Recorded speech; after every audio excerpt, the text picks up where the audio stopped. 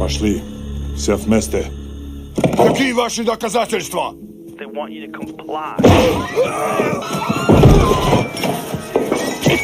Cancel culture is about canceling.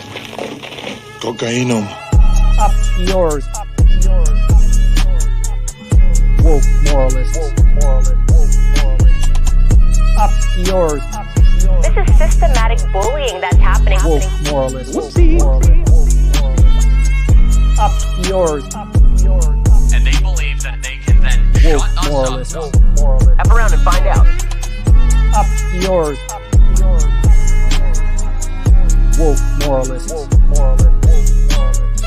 They seem animalistic is what I mean. No, they're worse than animals. The woke mob, they ruin everything. They stop Ben Shapiro from going to events and speaking.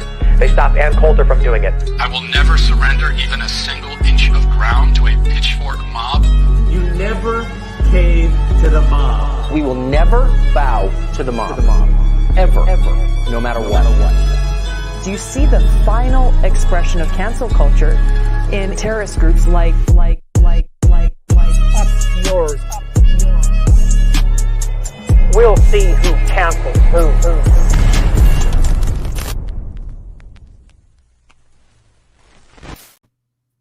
What's up? Hey. I'm a little low today. How's I'm everybody a little bit doing? taller than usual today. That's the overcompensate for my short height. Low as in sick? No, it was just low on the camera. Oh, no, though I am tired, but that's not new, so whatever. It's not worth mentioning. I'm tired too, so. But we will start. We have actual news today, kind of. I mean, we always have news to talk about. But this Joe Biden press conference just happened. I grabbed some clips from the fine people of the internet. So I don't know if you were planning on this. Don't play any of the Tucker Carlson / Putin clips. I was just watching it, and my YouTube channel, my YouTube stream got taken down. I got Kremlined. So wow, I have no interest in even knowing he exists. This is the deep state trying to keep us from getting the truth about Putin. That's true. What I think.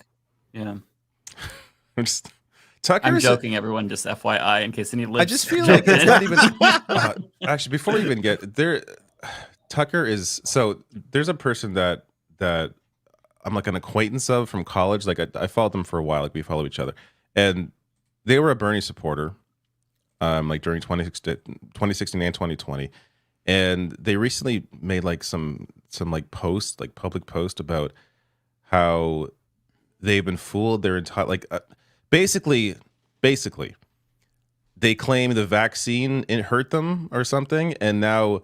They listed now I only listen to Tucker Carlson and listed some other like ridiculous I thought these were like internet creations. I didn't know these were real people that actually lost their fucking minds. How Tucker is just so he's just so full of shit all the time. The obvious one though is the whole interview with Obama's gay lover. Like after seeing that, are you really going to argue that he is someone you should listen to? Oh, and Kevin the interview Spacey. That made me realize that Tucker Carlson knew all the truths. He was the one and only truth teller. The only one touching that. I mean, there must be a reason. It's one thing to always be stuck in that ecosystem. Then, at that point, I get your brainwashing. But for you to, at one point, be a supporter of Bernie Sanders, and now you're like, no, I watched Tucker Carlson. Like, what has happened to your brain? Maybe COVID really did fuck some people up in ways that we don't really quite understand yet. Because a lot of people have lost their fucking minds. Mm-hmm. Yeah. Mm-hmm. Anyways, no, Joe Biden. It really did. I mean, I think we're just. I think we're downplaying it. Actually, no. There's like a huge leap in time in terms of like everyone's shift in some way that happened in 2020. It's incredible to watch. Yeah, mm-hmm. And post October 7th too. True. Yeah. There were so many big events within the last 5 years that just broke people's brains to the point that it's just beyond repair. Like it makes me feel like I'm crazy just to see all of this. Yeah, Lance, I saw you responding to what's his name again? Jesse Brown, right? The yeah, Canada okay. Land guy. Right before the Biden thing, let me tell Binder and Mike, because they probably don't know this, or American viewers don't know this, but like the biggest podcast in Canada is actually called Canada Land. I know you can make your jokes, have fun. That's the Joe Rogan of Canada, Canada Land. But they have a network and a bunch of shows and podcasts. The guy who runs it was considered like a pretty big lefty kind of figure, progressive, right? Progressive lib, but still post October 7th, he's just been melting down online, going after like peaceful protests, saying that they're anti-Semitic, saying that they're like attacking Jewish businesses when they're not, and things like that. Like everyone's been like, you know, the union for the podcast has spoken out against him. The staff has spoken out against him. The other day, he releases an episode defending the AI porn of Taylor Swift, saying that it wasn't actually like in bad taste. It wasn't bad taste, but it was just horny fanfic, and that this should be legalized or legal, that kind of stuff. And then obviously the pushback was like, what the fuck? Like huge, you know, you're melting down. And he responded with a picture by an Indigenous artist that I have in a book behind me of like Justin Trudeau naked and being paddled, and like you can see his face and everything. And he just started posting these drawn naked photos of Trudeau getting paddled, and then being like, "Is this art? Does this count?"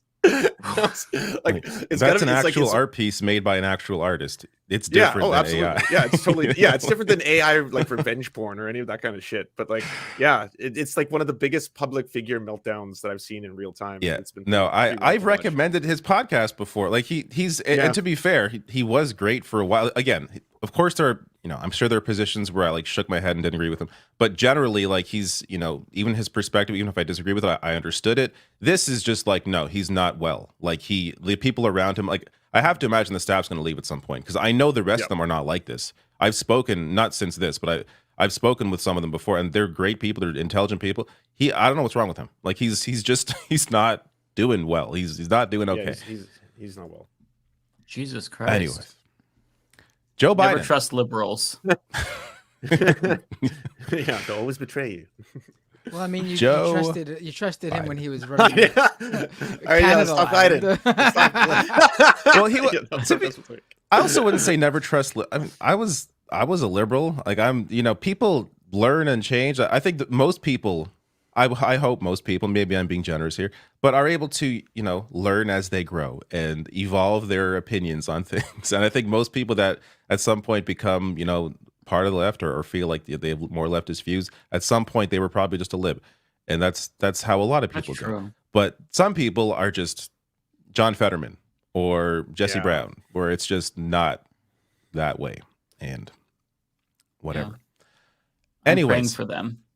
Joe Biden. You should too. Yes.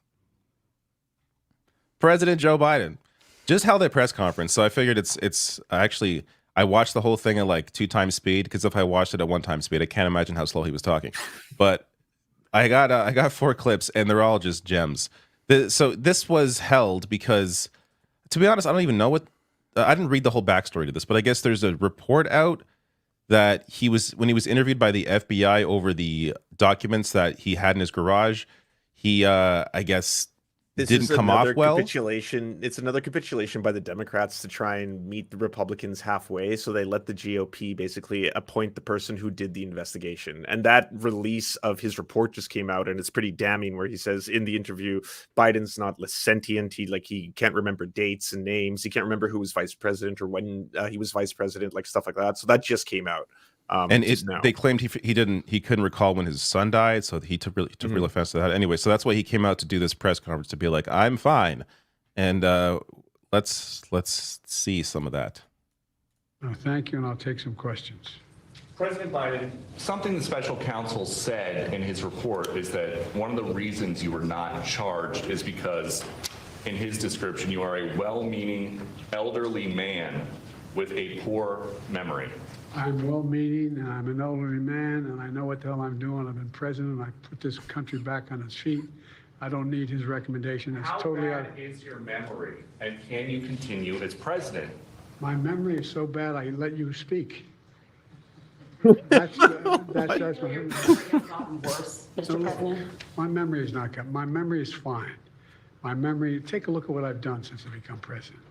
None of you thought I could pass any of the things I got passed. How'd that happen? You know, I guess I just forgot what was going on. Okay, so that was a little. I gotta say it right there, not he's bad. fine I here. mean, not bad. Also, I mean, he's kind of witty. throwing jabs. I mean, yeah. I mean, if this was it, then he knocked it out of the park in terms of what he had to do. Wait, was this it? But I'm Or assuming leading up to something worse. I got 4 clips. here. I don't think any of them overlap. Hopefully, but I guess we'll see. So these are all just little pieces from his responses. Mr. President, for months when you were asked about your age, you would respond with the words, "Watch me." Many American people have been watching, and they have expressed concerns about your age. That is your judgment. That is your judgment. That is not the judgment of the press. They express concerns about your mental acuity. They say that you are too old.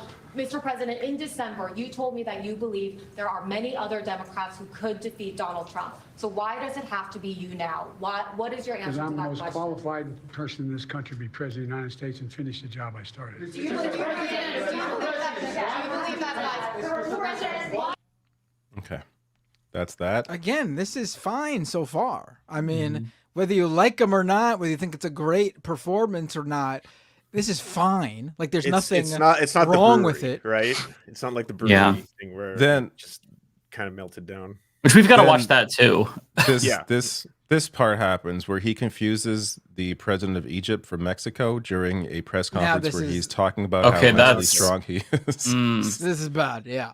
And he's been doing a lot of this isn't a one-off. He's been doing a lot of this. Initially, the president of Mexico, Sisi, did not want to open up the gate to allow humanitarian material to get in. I talked to him. I convinced him to open the gate. Initially, Yeah, Abdel Fattah al-Sisi is not the president of Mexico. That's not good. That's not good. If you wanted to play devil's advocate here, what are the 2 major issues going on right now?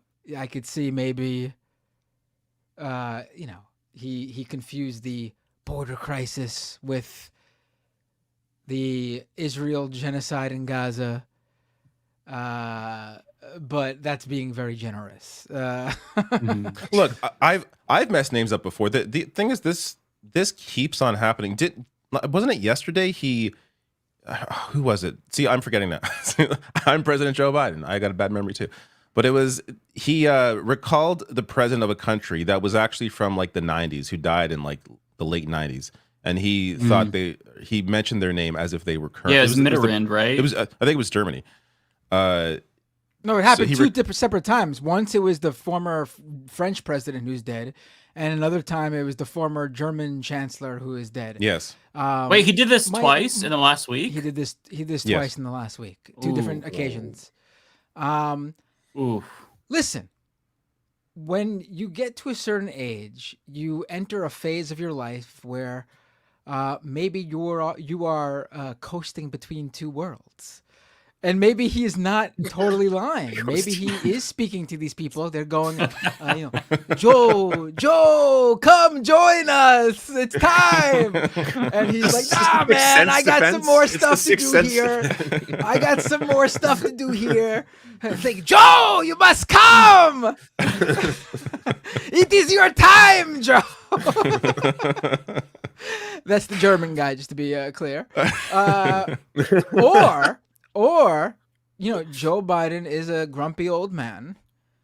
Perhaps he was told that he will be visited by 3 ghosts, 3 spirits, and he's already been visited by 2. Maybe just one more spirit will visit him, maybe tonight, and he'll come back a totally different man. He'll be happy. He'll be he'll bring gifts to Gaza himself. He'll stop everything going on over there. He'll feed the hungry. He'll open the borders and stop what the Democrats are trying to do by teaming up with the Republicans and give the Republicans everything they want. It depends on which ghost. If it's Hugo Chavez, I think we're going to get a more positive outcome. But we're probably going to get Henry Kissinger visit him. And then it's not we got former president of France, right? Former German chancellor. I mean, I guess if it's European leaders, I guess the most sensible next one is, oh man, things are gonna get really bad. He's about to be visited by Winston Churchill, isn't he? I mean, We're about to enter a world war. For me, this wouldn't be as much of an issue if he wasn't just a bad leader, bad president. Like if he wasn't completely bumbling or fumbling the crisis in the Middle East would be a kind way to put it. If he wasn't completely on the wrong side of this issue, backing a genocidal government in Israel, then this, I could overlook a lot of this stuff because in reality, the president is not the one doing everything. Like he has a staff. He has a party. They do a lot of the work. It's not like he's the one directing everything. So if he had the correct positions and was fighting for the right things, then whatever, he screws some names up. Who cares? But it's this combined with everything else and combined with the fact that he is losing in polling in every single swing state, every single poll I see come out ever since really October, he has been losing in every swing state against Donald Trump. And again, polling doesn't mean he's definitely going to lose, but as the way things look right now, it does not look good. So all these things combined, this would have been a good time to announce that he is not going to run and someone else will be in his place. I know it's kind of late now. You want like a Dianne Feinstein style president if they're making decisions that aren't supporting genocide, basically. But then I don't want that. But I'm saying that is preferable. You accept it. Yeah, that's acceptable. That's more acceptable. And look, and regardless, you don't want someone who doesn't believe in elections at all to be the next president. I would hope. Like I'm not saying Biden should continue. I'm not saying Biden deserves to be president. But you don't want someone who is completely anti-democracy and just as bad, if not worse, on Israel, as one example, to be president again. So, it would be nice to have someone here as a Democratic leader who has not just lost his mind completely and is on the wrong side of a lot of issues. But, that's not the world we're in. I'm finding the brewery video. No one here is Team Trump, by the way. just so we're clear, in case someone is clipping this moment. I'm not. I think I'm making that clear. I mean, we're not going for the. We're not rooting for the young stud to take on the old man Joe Biden. The young stallion Trump. Yeah, who has many of his own similar instances just like this. We can't all pretend that Biden's the only one having mental no, that isn't the biggest problem with these guys. The gerontocracy continues. Two candidates who don't know where they are most of the time. It's really at this point I actually I do feel it would be the obvious backup for Biden. And I've decided it's fine. I'm accepting of it. Because it's the obvious choice. I'd be fine with Kamala running, honestly. Oh, absolutely. Yeah. She's. I also think she would be better on a lot of issues, including Israel and Palestine. I'm also beginning to think that she would actually have a better chance at winning than I initially would have thought compared to what Biden is right now. Yeah. Rebecca, what are your thoughts on this? Because I feel the same way. We're considering if Joe Biden is so bad that Kamala would be better. I personally think that she would. And I think she would. I don't know if she'd have a better time getting elected. It's hard to say. But at least she cares about her legacy. She's young. So she has to think about what voters want at least a little bit more than Joe Biden. I don't know. Wow, what a question. Hey, everybody. Hi, Rebecca. Now, not to put you on the spot. Yeah. I don't know because not that I don't care for Kamala. I love that she is, vice president and she broke a lot of barriers. She's the first, woman, woman of color, Black, Asian, all of the above. But historically, I just don't like her history, her as a person. Now, would she be better? Women holding down other women. It's how it always works. I'll be the one to say it since I am the woman in the show. I don't want y'all to get in trouble. But other than that, I don't know if I would have wanted to see more of her, but I understand probably in her position, they have her a bit more secured and things like that. But I would have needed to see more of her to have an opinion on that because the things that I have seen, I've been disappointed. So would she be better than Biden?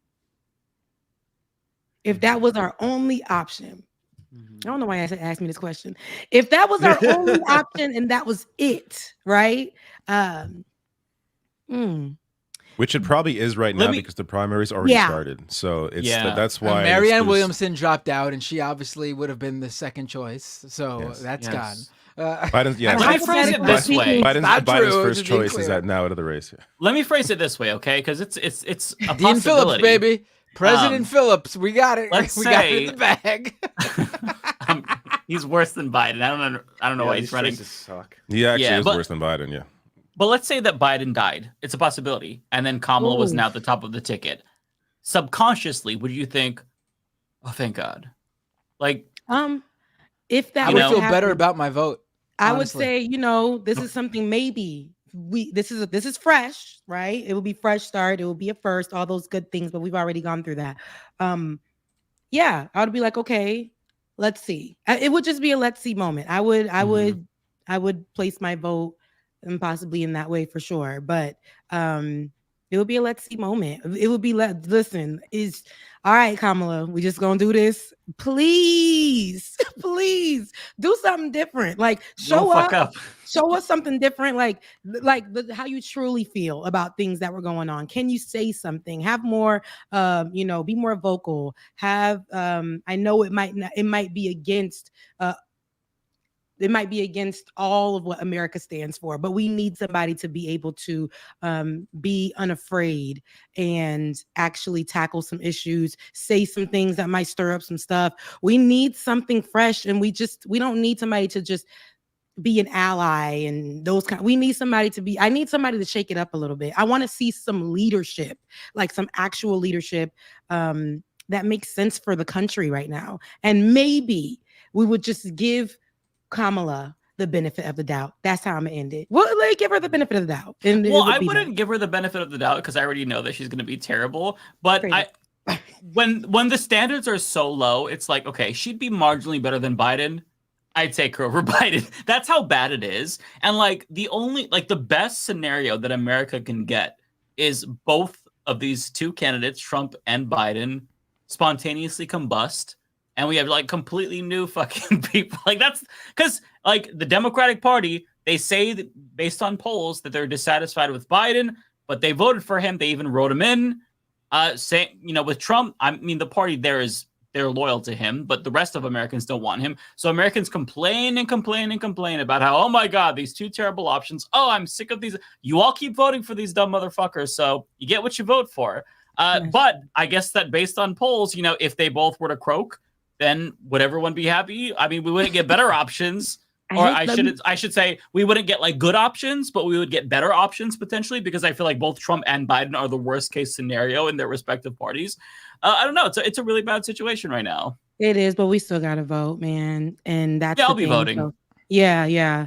It is a bad situation. I ain't even gonna hold you. I'm not gonna make it cute. I'm not gonna try to, fluff it up. It's a terrible situation, and I know it's a scary time for all of us because we're like, well, what do we do? We're still gonna vote, guys. We're still gonna vote because at the end of the day, we know what it was like when our past president, Trump, was in office, and we had to endure that for 2 terms, and it was a scary time. But then we also can acknowledge that our current president has had opportunities where he could have stood up and done what he needed to do, and he chose not to. And we need some actual leadership, and we also don't want division, and that was what we had under Donald Trump, major division.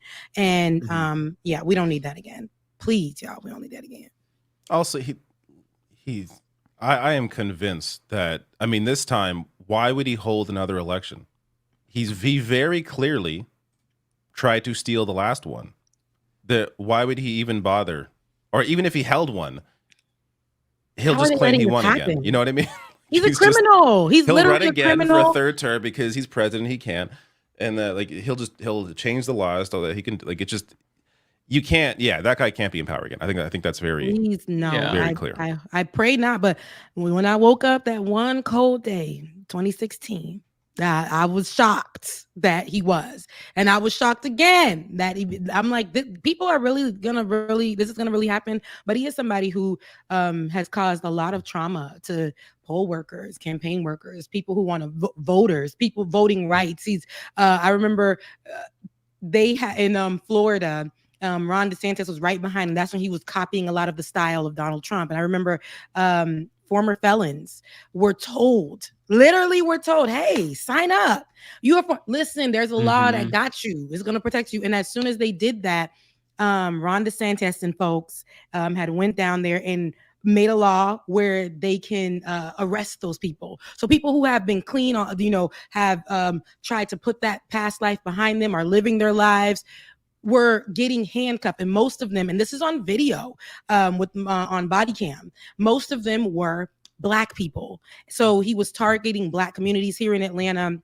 I know we have Cliff Albright, who was working day and night out here campaigning for people who have these addresses that may be above businesses. And Kemp here was trying to get those people's votes not to count, because saying that they had their addresses on businesses. Meanwhile, here in Atlanta and a lot of places in the city, some people are living above nail salons, pizza shops. So it's the same address, just like Suite A or Suite B, and these people were being told that they could not vote. They were being reprimanded. So lots of voter suppression under Donald Trump and all of his friends and allies in different states. So we know what that man is capable of. And so please, y'all, he's gonna be out here doing the same things. I hope y'all know he's gonna be out here with his folks and trying to push and scare people. Remember pulling up to the voting polls and having and it wasn't against the law. Remember, they made it illegal for people were leaving work early just so they can make it into line. And they were telling them no water. There were laws passed here where nobody can have water, no food, just little things to make people not vote, especially in certain communities on purpose. So don't let none of that deter you, but that is what we're going to see more of, while Donald Trump and his folks are doing their thing. They're going to try to bring that back out. It's going to be it's going to be worrying. I will say this though, and this is a very cynical take, so please dismiss it if you're able to and you disagree, because it's very, very cynical. I think Trump's going to win. And I don't think they even have to go out of their way to do a lot of voter suppression. I think that the base, like the Democratic Party base, is going to be so disillusioned that so many of them will stay home. It's not just young voters now. Arab Americans. I mean, Michigan is out of it's just done. He can't win Michigan at this point. When it comes to Hispanic voters, who he promised immigration reform to, or at least a new approach, this whole week they've been beating their chest about how they want to do fascism at the border now. That's not their words, that's my words, obviously. But if you look at the actual border bill, it is straight up what the Republicans want. No pathway to citizenship.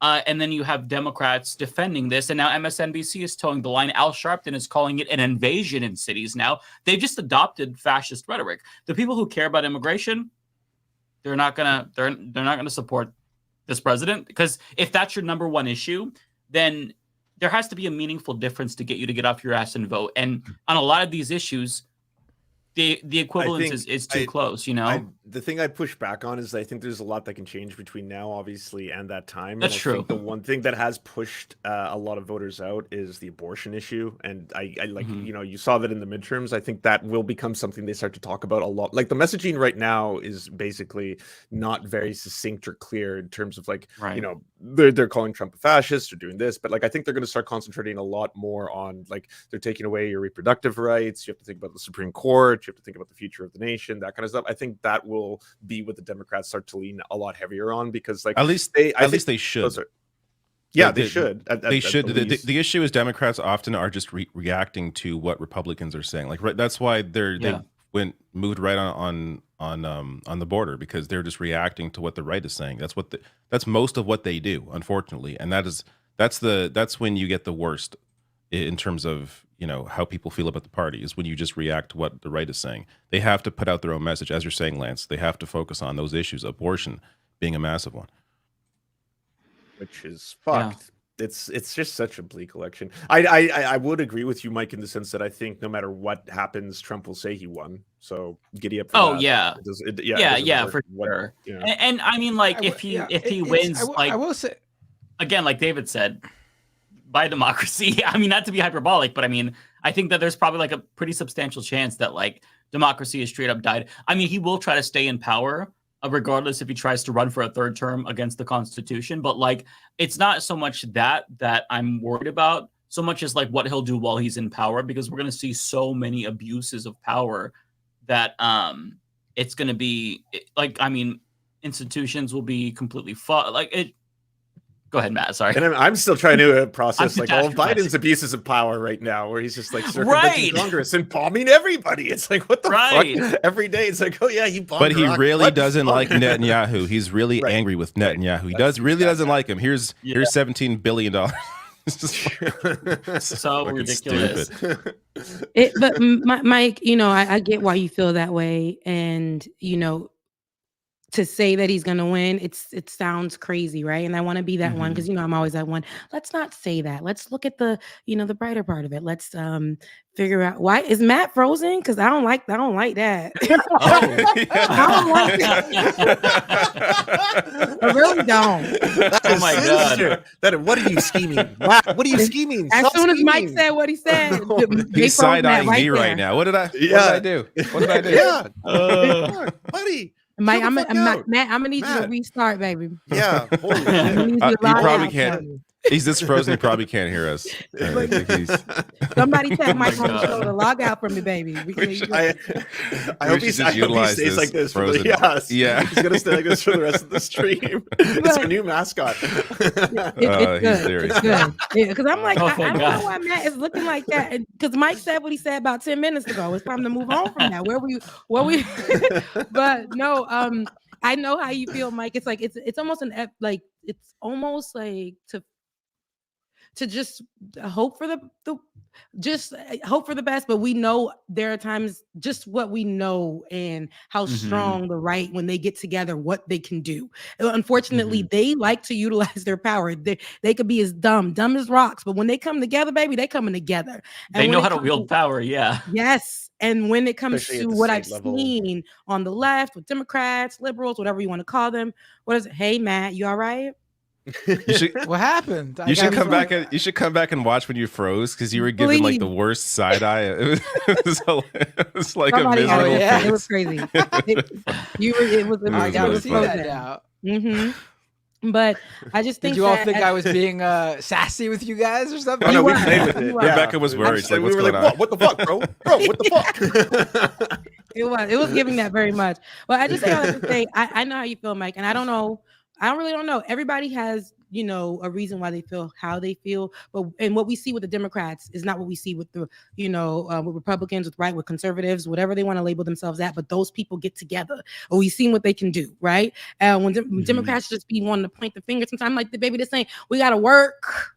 We got to work. We got to get out there. We have to start, standing more confidently. Don't let the 3-4 Democrats hold it down while y'all just be like, like it's a podcast, right? You got them other people, all they be like, What are you trying to say about podcasts? That's good. That's good. No, but what are you doing? What are you doing? Okay. So that's what we need. We need more work. We need more hands on the ground. We need people who actually mean what they're saying, not just because they have a seat and they're just like, yeah, I'm just going to stand by the person that actually is given a little power. No, do something. This is why we put you guys in place, for you guys to do something. So. Well, Rebecca, that's why there are strong Democrats like John Fetterman. We're getting seamless with our transitions. Check out this solid line of argument he's unleashing on us here. Is this how he always looked forever? Like yes, and I believe these are IDF like dog Binder, tags. he's If stuck I'm in not one mistaken. Position.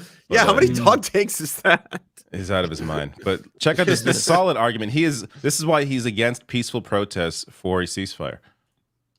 I think I've met with six family victim groups during all of this. And, that should have stopped, because everyone should have been home long ago. And I don't understand why, to anyone that is protesting or demanding for a ceasefire, let's be honest here, why aren't you protesting to bring them all home right now? Why aren't you demanding that Hamas surrenders as well too? Because yes, let's just pause it there for a second. Why aren't we demanding that Hamas surrenders? Why are we not protesting our governments, the U.S. government, the Canadian government? Why are we not protesting them to get Hamas to release the hostages? What a brilliant Hamas. Known supporters of Hamas and funders of Hamas, U.S. government. Why is government not condemning Hamas? And Trudeau not condemning Hamas? This is so goddamn stupid. Like this is I put this on Twitter because this is how I think about it. This is like trying to petition your manager to get a coffee maker when you work at Starbucks. Like there's no like why would you do that when your government already is funding the enemy of Hamas to an amazing extent? It is completely. Anyways, it's ridiculous.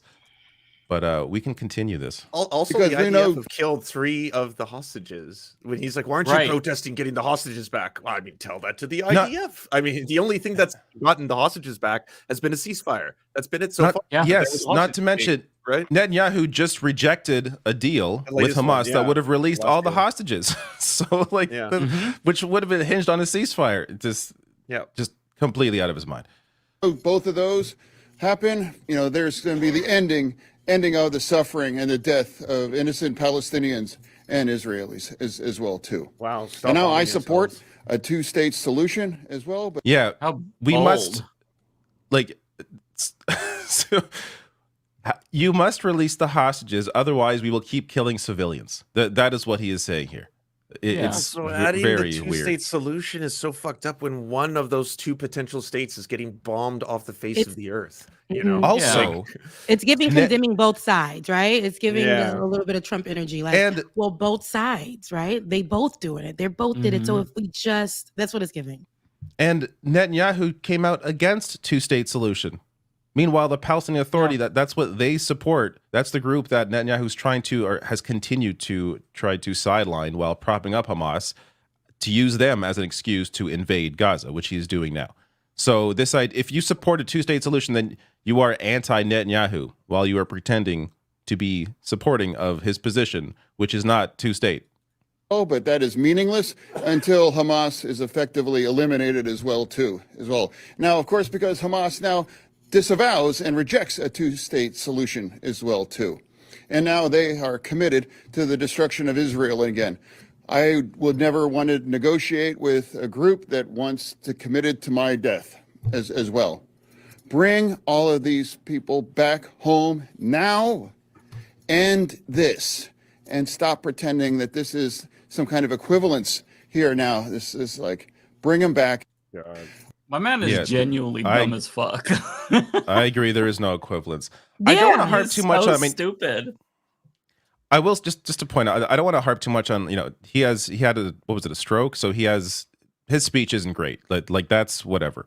My issue is just his shitty arguments. Like in this unwavering defense of this far right wing genocidal government, and it's above and beyond what I've seen other Democrats do. Like it can't just be money. There has to be like, what's going on here? Like he is so out of his mind on this, to the point where we've seen him wear the Israeli flag to a far right, pro-Israel, genocide essentially rally. Like he waved an Israeli flag at veterans who were protesting for a ceasefire. Like he's So if on there's some no other level. Has he done it? Has he spoken for Palestine? Has he spoken for the people of Gaza? Has he done any of that? Because if you're going to sit there and say that, and you're still acknowledging just pretty much one side of it. And he thinks Israel's done nothing wrong at all. I'm sure. Yeah. But the bloodshed in Palestine civilians is fine for him. Not like, if we're gonna see, there's no equivalence, right?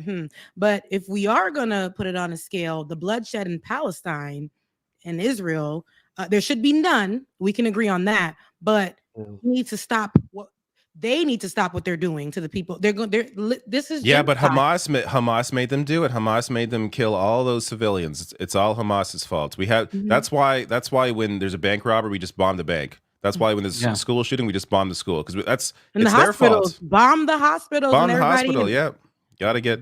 If there's a criminal in a city, we just bomb the entire city. That's how you get the criminals. But you don't say, "Hey, don't bomb the hospital." You go to the bank robber or the people in the hospital, and you say, "Hey, why won't you stop doing what you're doing? Stop robbing the bank." That's what you're supposed to do. That's how it works. You should have stopped the criminal. You should have stopped it. He was in your bank. You should have stopped him yourself. Oh well, we got to bomb you all.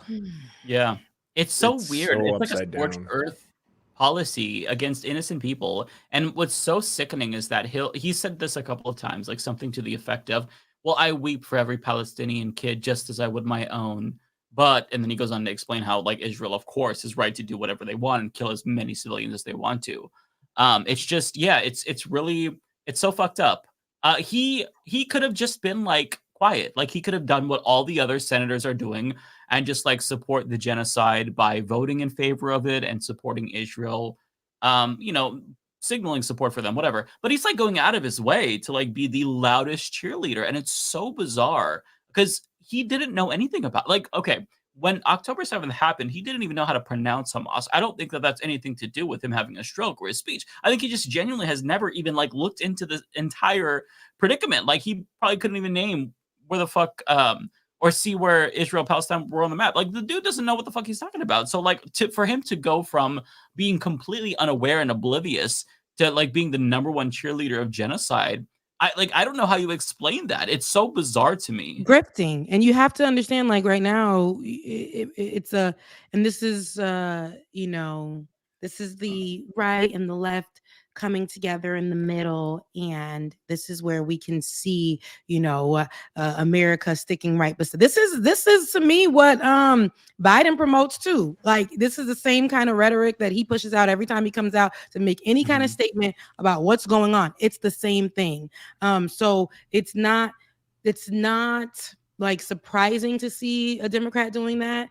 It's very disappointing, but our own president does it every time he steps out or to a podium or says anything. This is how he sounds as well, and so it's super problematic. But even our president, who represents that side, Democrats, is standing 10 toes down on Israeli business. He does not really care to denounce what's happening in Palestine, and he's also helped what's happening to the people of Palestine. So it's so fundamentally fucked up though, because like the UNRWA, US just defunded it, we just defunded it, a whole bunch of Western nations just defunded this life-saving organization that is necessary to get food and critical aid right now into an area where everyone's being starved. Like, this is a forced starvation, a mass forced starvation. And then there's headlines coming out where it's like kids are literally eating grass and trying to drink sewage to live. Like, that's how bad the starvation is at right now. Like, just untold horrors that we never thought we'd have to see on a mass scale in our lifetimes happening on like our tax dollars kind of shit. And then just now, Channel 4 did this whole report showing that there isn't credible evidence that the UNRWA actually was in any way responsible or participated in October 7th. So even without the UN's launched its own investigation, they fired, I believe, everyone who was still alive who's been accused. And even then, we're still cutting that off in the middle of the start. Like, I don't know. Every day I feel we're going to look back on this and it's like, if a kid was to look back on history in 40 years from now and be like, so what, why did this happen? Like, I don't know if I'd have a good reason. You could be like, well, the majority of Democratic voters didn't want that. They wanted a ceasefire. The majority of Biden staffers wanted a ceasefire. The majority of Canadians want a ceasefire. A lot of the, big allies of Israel wanted a ceasefire well before any of this happened. And then, then we cut off the funding to their last lifeline as they were being starved, as they were eating grass and sewage. We cut off that last fucking crucial piece, even though we didn't have evidence that they participated on October 7th. And even then afterwards, when it turned out they had no substantiated evidence about that, still we're fucked. Not only are we seeing the rhetoric about October 7th and the people of Israel being, the real only victims here. We're not only seeing that, when it comes to politics, we're seeing that shift like in entertainment. One of the biggest nights in Hollywood and music, the Grammys, right? Towards the end of the night, I think the president of the Grammy Award, he came out and it was like somber music. And I'm like, okay, what is he? Is he about to, talk about what's going on? And he mentioned, we're the music awards. And he mentioned, we don't want anybody's lives to be lost as the people that we lost on October 7th. And the people that we've lost in Palestine since, and, what, we're not going to mention that. So they focused on that. And I feel like that was a blow. That was like, I'm like, damn, the Grammys too, they out here doing the same thing. That rhetoric is being pushed everywhere. Like to I would have been Remember surprised if they Grammys in did. Ukraine. Like, I do would you have been remember what surprised if everyone they was didn't saying? do that, to be honest. Mm. That falls right in line with all of these award shows, all of these centers of power. We're Of course, seeing they're this not. everywhere. It's this whole conversation about just making sure everybody focuses on Israel, October 7th, Hamas. That's it. So people who don't know about the stuff, they're going to be like, oh my God. And which it is, those poor people that lost their lives. Yes. But the people who are losing their lives since, my goodness, like a whole little country is being obliterated, gone. Kids. Are we not looking at that? Are we not? Can we not have those type of conversations? Can we not put their pictures up? Can we not talk about them? You know, but they want to focus just on that piece of it, that one piece of Annie it. Lennox That's was the not first good. person I think that's called for ceasefire in any award show yet, and that was in a tribute to Sinead O'Connor. But otherwise, no one said anything. I think like a lot of artists were wearing pins. Like that's the most you can do. You can wear these little like secret pins that if people know it means it represents ceasefire for artists. It was like a pin that Bo Burnham and a handful of other people were wearing, but otherwise, like no one has said anything. I'm trying to remember. There was somebody who was, that right at the Grammys. You're talking about at the Grammys, right, Lance? Yeah, and Annie Lennox was doing a tribute to Sinead O'Connor. I remember. And then she said did. artist for Yes. ceasefire. Yeah, and I was said, like, that's the first time not that- anyone in any award show has asked or said for a ceasefire. You're right. That That's happened. I crazy. remember that portion of it, and I'm like, "Ooh, they gonna shut that lady mic off. They gonna take it to commercial in 2 seconds." But they let her go. I was like, she was giving Sinead O'Connor energy. So that's something that I know that would have happened as well. But yeah, that I remember that part. You're right. So that was good. But I'm like, dang, she's going for it. But that was good to see. Somebody going for it, and that's what I want to see in leadership. I want to see somebody really like in our elected officials. Yes, when it's I what the wanna see majority that of voters energy. want. That's the part that fucks with me. I'm like, how is there such a disconnect between the person you've elected and what you want on a very serious topic? Because the ones that help to elect you have the opposite view of that. So it's a very fine line. Yeah. Very fine line they're writing there. Yeah, I posted a link to a video of another politician who is unequivocally supporting Israel, Nancy Pelosi. But this video is actually really fun because it's Code Pink just like yelling at her as she's walking down the hall, and she's fucking seething the entire time, and I love it. So yeah. Don't enjoy. call us Russian apologists or Chinese apologists. You are an Israel apologist. You are an Israel apologist. Oh my God. That's the fastest I've seen them. Are you going to vote no? $1 million. Are you going to vote no on the money? Congratulations on making money on it. We're not Russia's sponsored. We're not from China. We don't have headquarters in China. Our headquarters is right here in the United States. And we don't want you giving any more money to Israel. Our bridges are crumbling. We have San Francisco has so many problems. We need the money at home. Congresswoman, we need the money at home. Shame on you. Shame on you. Money while people Why are being slaughtered in Gaza. Don't call us Russian apologists or Chinese apologists. You are an Israel apologist.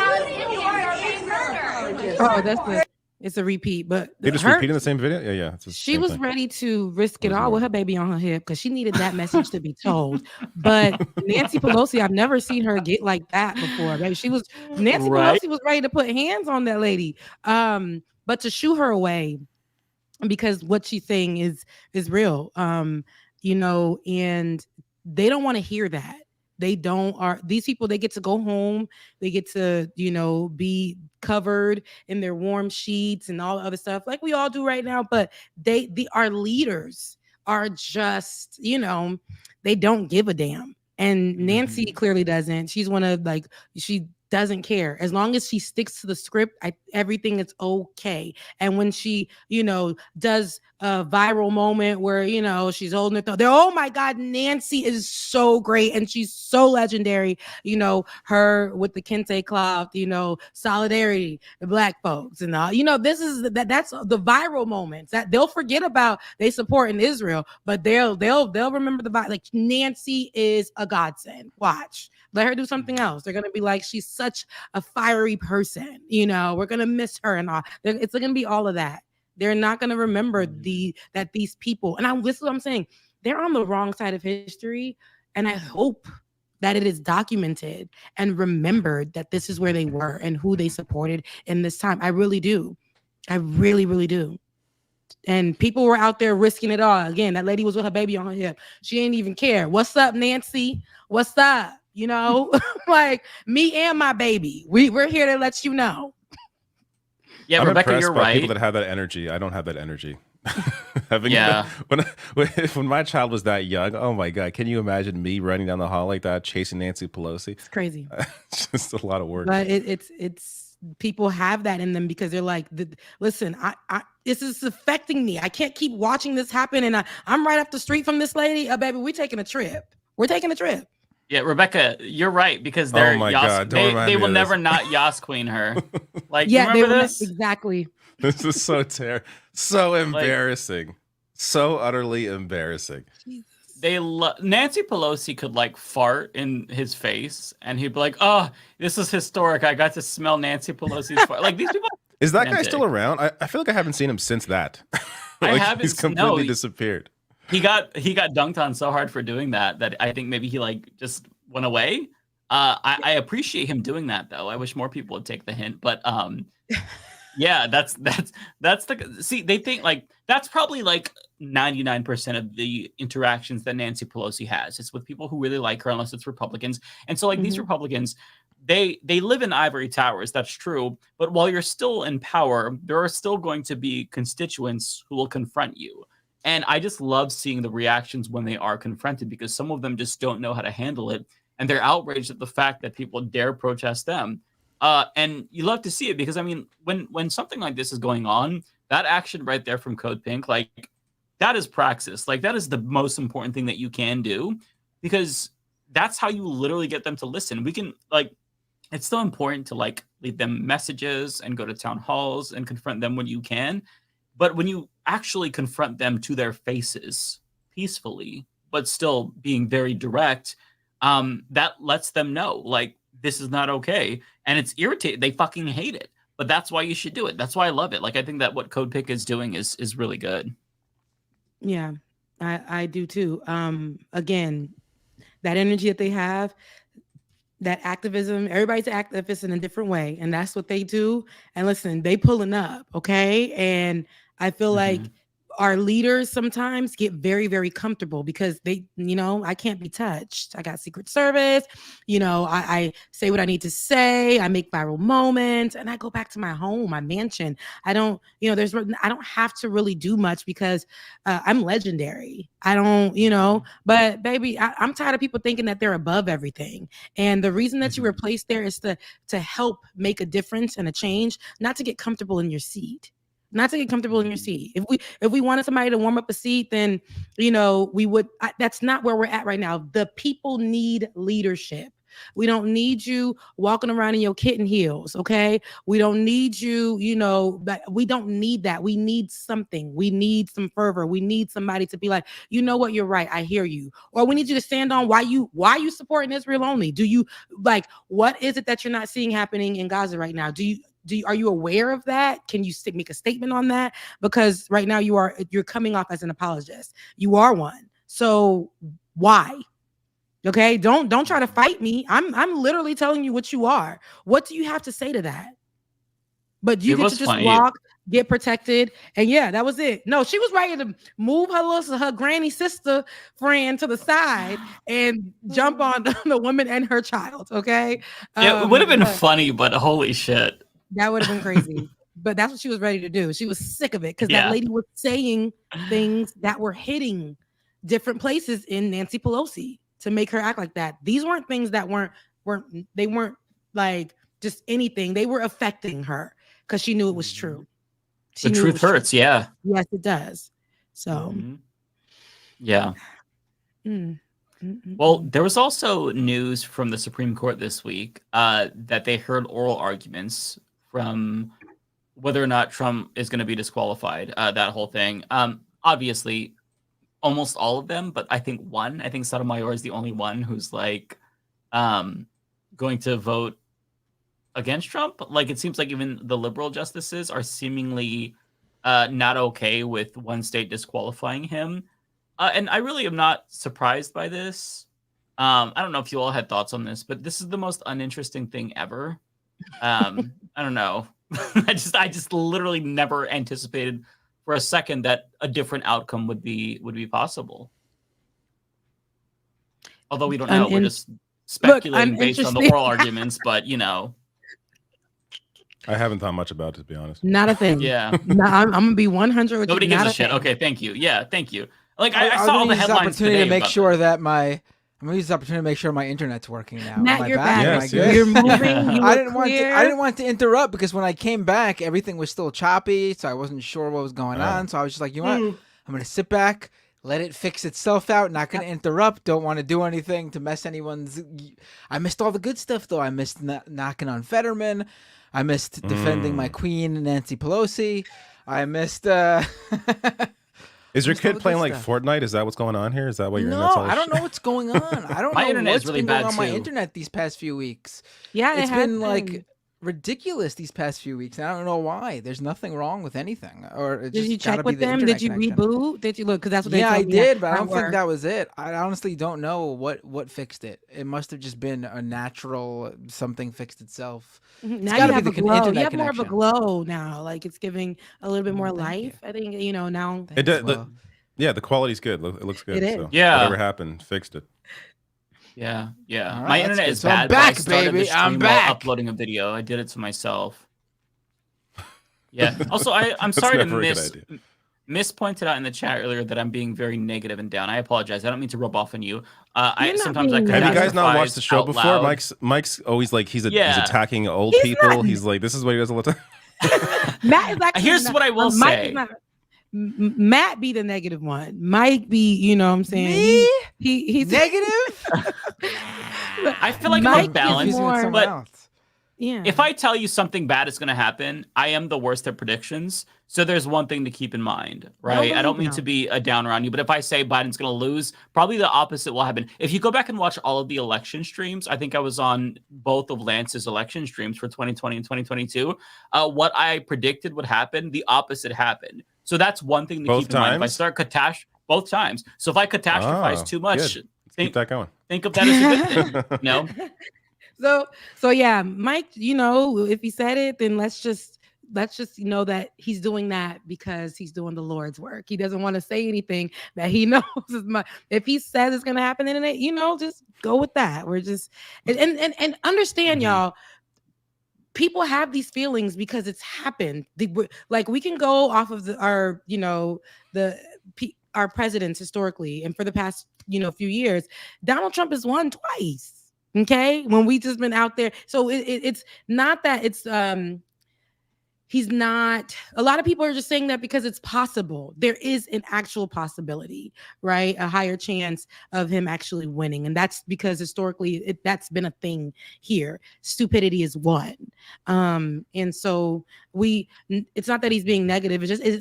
It's happened here twice, y'all. It's actually happened here.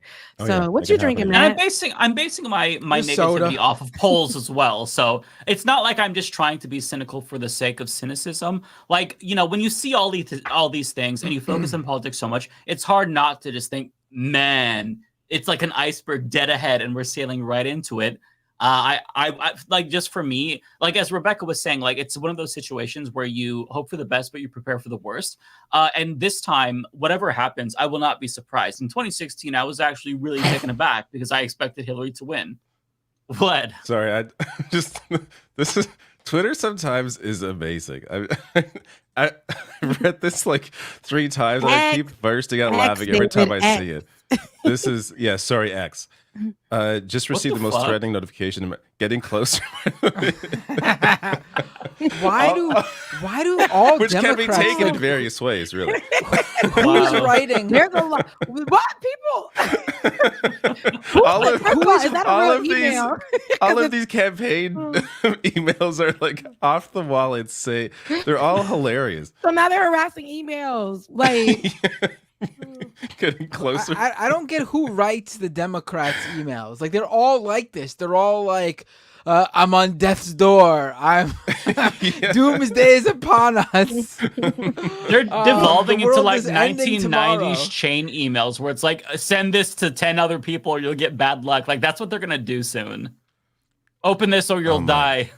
It's that's what it gets. No, there's basically an gotten activist, there. and I will not name him. I used to work with him, but there's an activist who sends literally like, "You guys, we're running out of time. If you right now send this to 10 people and get 10 people to send $10 right now, this is going to help push this article to everybody that needs to see it. And if you don't do it, know that you were on the wrong side of history." Oh my God. Now oh my goodness. I used to work with this man. I ain't gonna say his name because I feel don't like I know who you're talking about. I'm not gonna say and you know, me and him, we was tussling a little bit. But yeah, that man will send those type of emails, and I've blocked him. I've done it all, and he still shows up. How? I don't know. He's still showing up in my emails.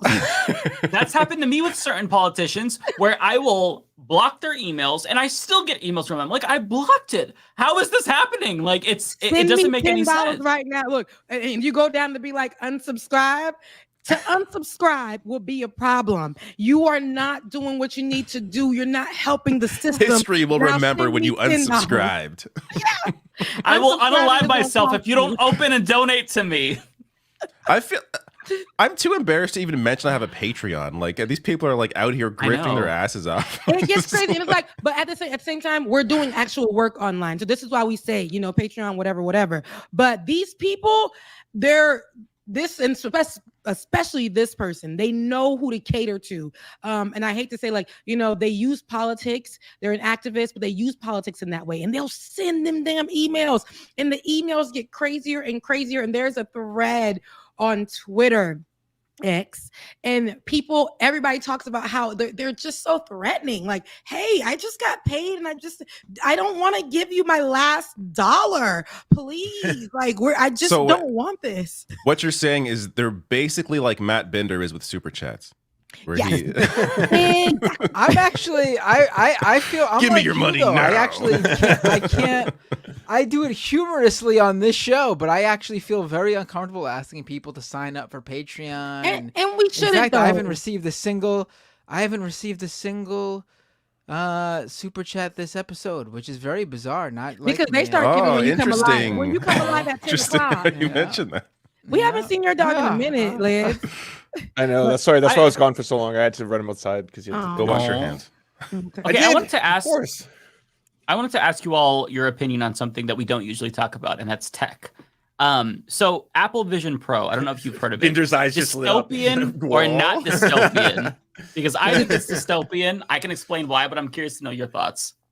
Before Binder gives a very probably informed speech, can I just say it's super funny. Mark Zuckerberg blew his company and his fortune trying to make people love VR, and everyone made fun of him for it because it was so terrible. And now everyone's like, "Whoa, VR is the future! Apple, you did it! They're see-through. We can see through the eyes and all." To that be shit. fair, I think the same people that propped up, the Facebook VR are the same people that are propping up Apple's VR. I think everyone else is still like, why do I need this again? It's crazy. Like, oh wow, you have a screen. Have you heard of a television? $3,500. $3,500. And just like, let me lay back and then.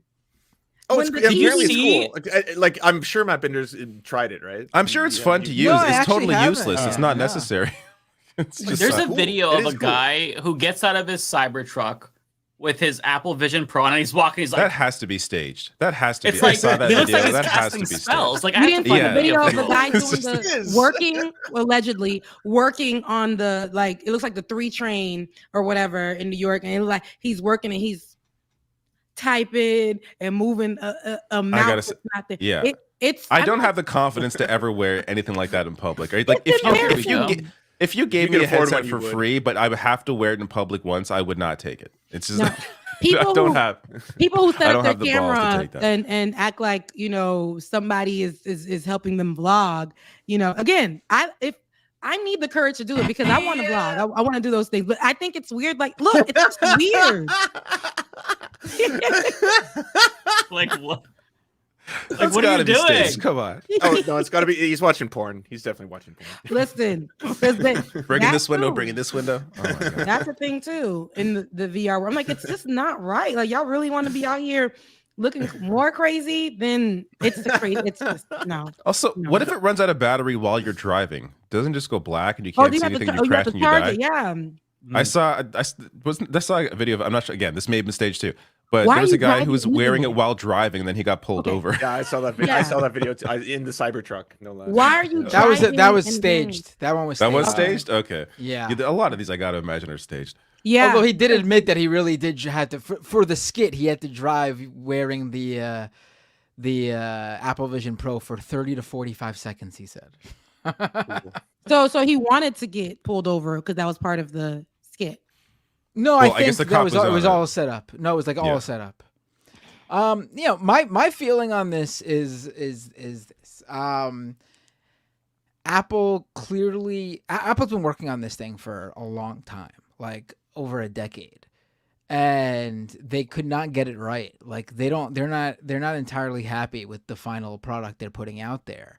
But Tim Cook was just like, we've been working on this for too long. We need to put it out there, or we need to stop this project. And because if you see, it's way bulkier. Like it does not look like an Apple product. Like it's got that ugly wire that goes to this giant battery pack. It doesn't seem like the usual Apple thing. From what I've heard, though, the actual experience using it is probably the most advanced of any sort of VR, virtual reality or augmented reality thing out there, period. Like I've heard people talk about it like it's really does feel like you're using something from the future. The problem with it that I see is that it goes against sort of what people look for in a tech product. Like tech companies are so obsessed with this, like reinventing the web or reinventing, with crypto, reinventing finance. They have this vision where you will live in this like virtual world. The metaverse, that was a big thing. They're completely obsessed with this idea of putting you in somewhere, and they've sort of aren't getting that the big tech products, the big successful things like smartphones, for example, probably the most, life-altering, culture-altering tech product in the past, 2 decades. The big thing about that is it enhances how you live in the real world. It's not like putting you in some sort of virtual reality world. It's giving you tools that you use in your real life worlds. Like you use maps to get somewhere. You use, the text messaging, iMessage to be able to better meet up with your friends, the social media to contact people. It's all enhancing your real world. So I think, and Apple, is trying to do that with this and how they want it to be used. They're not promoting it. Like most VR headsets go full throttle with look at the games on here. I mean, that's what the Oculus was, Meta was pushing as the Oculus. Oh, check out, what is that Saber game where you match the music or whatever? It's fun. Yeah. That is fun. Apple is not doing that at all. They don't want people to view this as a video game device. They're trying to set it up as like a workspace. They envision people working in this thing, actually putting it on and doing their 8 hours of work at the office wearing this thing. I think it's going to fail if they push that. Because it looks stupid. Well, it failed for Meta. I mean, that's what Zuckerberg tried to do, right? Well, Meta gone? Is that metaverse gone? Because I haven't heard about it since. There was so much campaign around it. It lost a lot of money. The biggest campaign that I've seen about it was Kiki Palmer, maybe 7 months ago, and doing that, a big campaign for it. She had this whole metaverse thing going on, what she was gonna do. It was so many little commercials I was seeing with her in them that I was like, oh, that looks cool, but what are you doing? I'm really not sure what's happening there though. Am I right? I don't know what I really still didn't get the gist. I know that It's almost like, okay, 3D, like, or, you know, now it's beyond 3D, but that's how it gives me. What else? I'm just in glasses and I'm right. Like, what's the point? Like, do you just stand around and talk to people? Like, what are you, I don't get it. The Apple Vision Pro thing is different than those because you are, you know, you could see everything. It's like wearing a pair of glasses. Like, you're not strapping a screen to your face. You're strapping on glasses where like the apps open up in the world around you. Like if I was wearing it right now, I could see you guys, but I would be able to see like the app windows overlaid next to you or over you or beside you. Yeah, I know. It's I think it's way too much. I think they're gonna miss the mark here. And of course, on top of that, there's a number of other things about this. Number one, it's a very isolating experience. And again, I haven't used it, but you could just tell because you need to wear this device. You see something on your phone, oh man, check it out, and your friends huddle around you and you play the video and you watch everything. You watch it together on your phone. If you sit down to watch a movie, you watch it on a big screen because everyone could sit down on the couch together and watch it on a big screen. Right. With this, you're isolating yourself. You're the only one seeing what you're interacting with. Yeah. Here, I'm going to show you a video while you talk, just so people can see kind of like it's a course, Casey Neistat there's the whole matter of it being $3,500. Right. I mean, Apple knows what they're doing. Right. But Apple's not stupid though. Like they know that most people aren't gonna. They know who they're putting this out for. They're putting this out for people like Casey Neistat to you know get people talking about it, get people wanting it, and then eventually they'll be able to sell so many of these that they can make a new one that's cheaper for more people. Like, yeah, like, look at how weird this is. Like, but you said something there, Matt. You said like it's basically people isolating. We already are trying to get back into the world, and a lot of the to me, and I don't want to sound like an old lady again, but like a lot of the technology is building itself for us to be, you know, less hands-on. Our motor skills are going down the drain, and we're isolating ourselves from doing certain tasks and like being with people, being around people. Learning to funny use you're saying our that while hands he's and stuff. watching a dinosaur movie while he's supposed to be hanging out with people. Like, listen, look the fake dinosaur a donut. Like when you look through his first person view, it's like, oh, that's cool. Look at what he's seeing.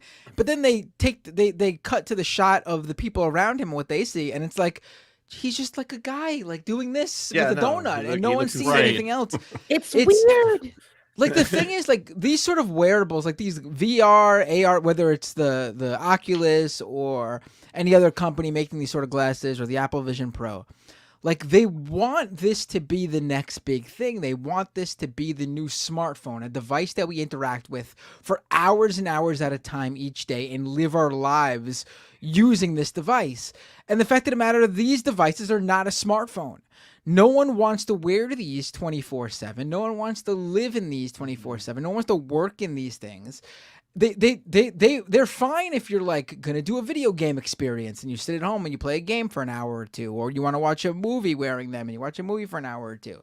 But like that's all these are going to be until they figure out like, and it may never happen until they figure out how to make this a social tool.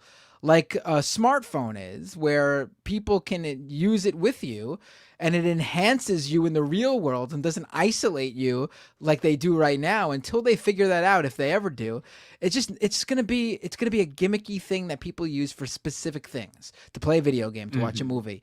No one's gonna live in this shit. And being that they're not going to use it like that, like a smartphone, they're not going to feel comfortable shelling out $1,000. Like, you know, you you buy a smartphone. Oh, you live in the modern world. You need a smartphone. You do your business on there. You keep in touch with your family on there. The $1,000 you pay for your iPhone is worth it in terms of what you get in return. why do you want to do 3D on payment plans? Like, I don't understand. Like, because that's what it is. He's looking at, he literally is looking at, and people will do it though. They'll feel like they need this because it's an Apple product. I must get my hands on it. Not when your phone isn't fully paid for, okay? You don't want to go ahead and try this new product. You still got an iPad from 3 years ago that hasn't been paid for. Still paying for your MacBook, but you want to add to your collection, right? Because that's how people make Apple products feel like it's just this, like it's not even that serious. But it creates FOMO. Yes, it does. Yeah, Apple people are kind of culty that way too. Y'all can't tell me that ain't 3D. I just remember being in the movie theaters with the little glasses, just little paper glasses, 2 different colors. Okay, and I think I was watching.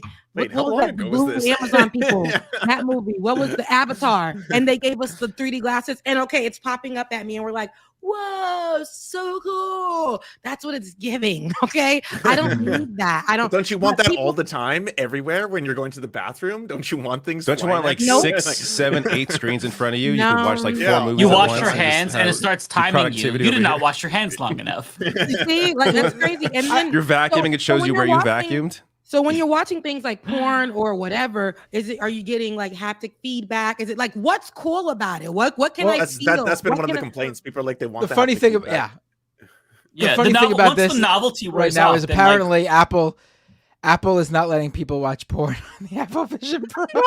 They lost. Kill it. Why are they? Why like you charge that much and you try to control the ecosystem that strictly? Like that's bizarre. The funny thing is, like, in terms of like all the other like VR headsets out there, like the main industry I've seen creating content for these VR headsets is the porn industry. Like they're the only one because they know like. They know because, like, you know, I don't actually have a VR headset at all, but I think they're super lame. But my point is that industry knows exactly how people are using it. No one is living in these. I mean, maybe they're watching a healthy amount of porn a day, but no one is living in these. They're putting them on to use them to, you know, rub one out, and then they're putting them down and going about their life. Or like, they're keeping them on. That's what they do all day.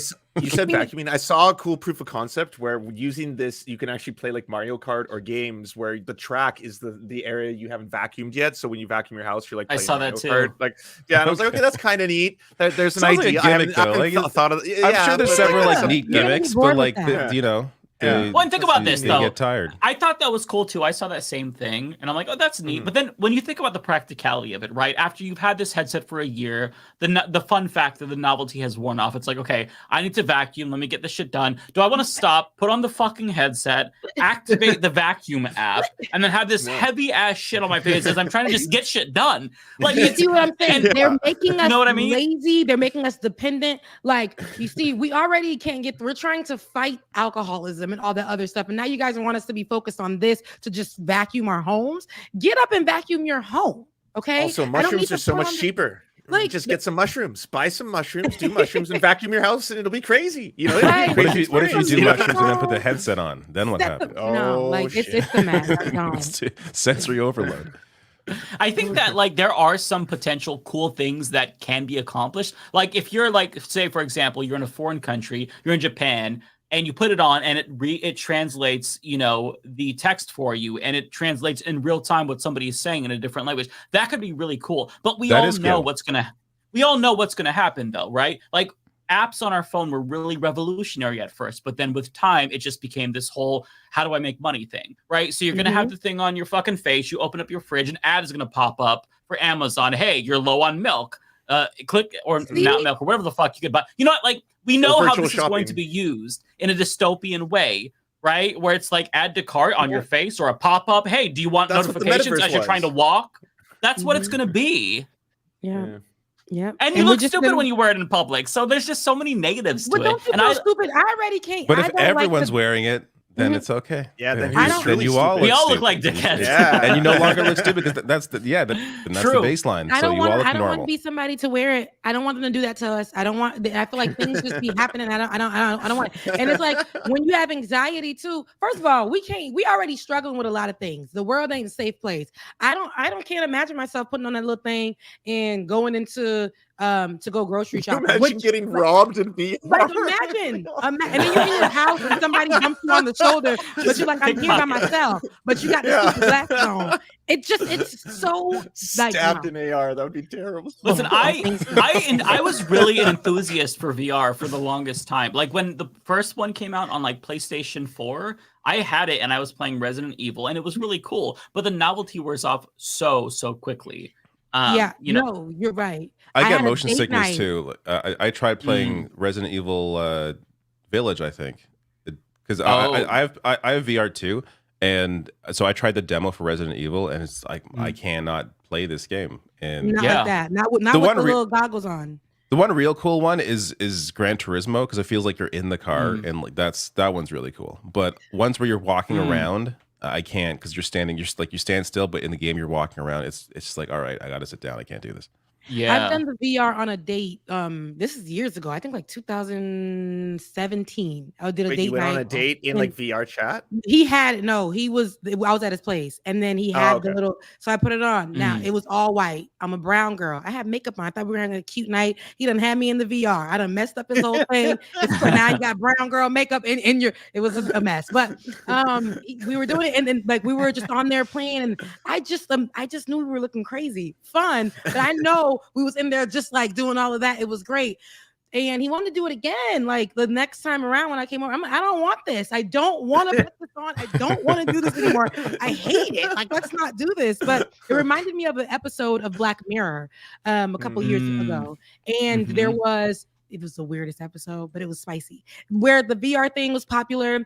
A guy and his friend. The friend was so into the VR. I like that episode. He put the guy on there. You start fucking each other. Yes, and the one guy was a female, right? In the real world, he's not gay or LGBT, but the other one was married to a woman.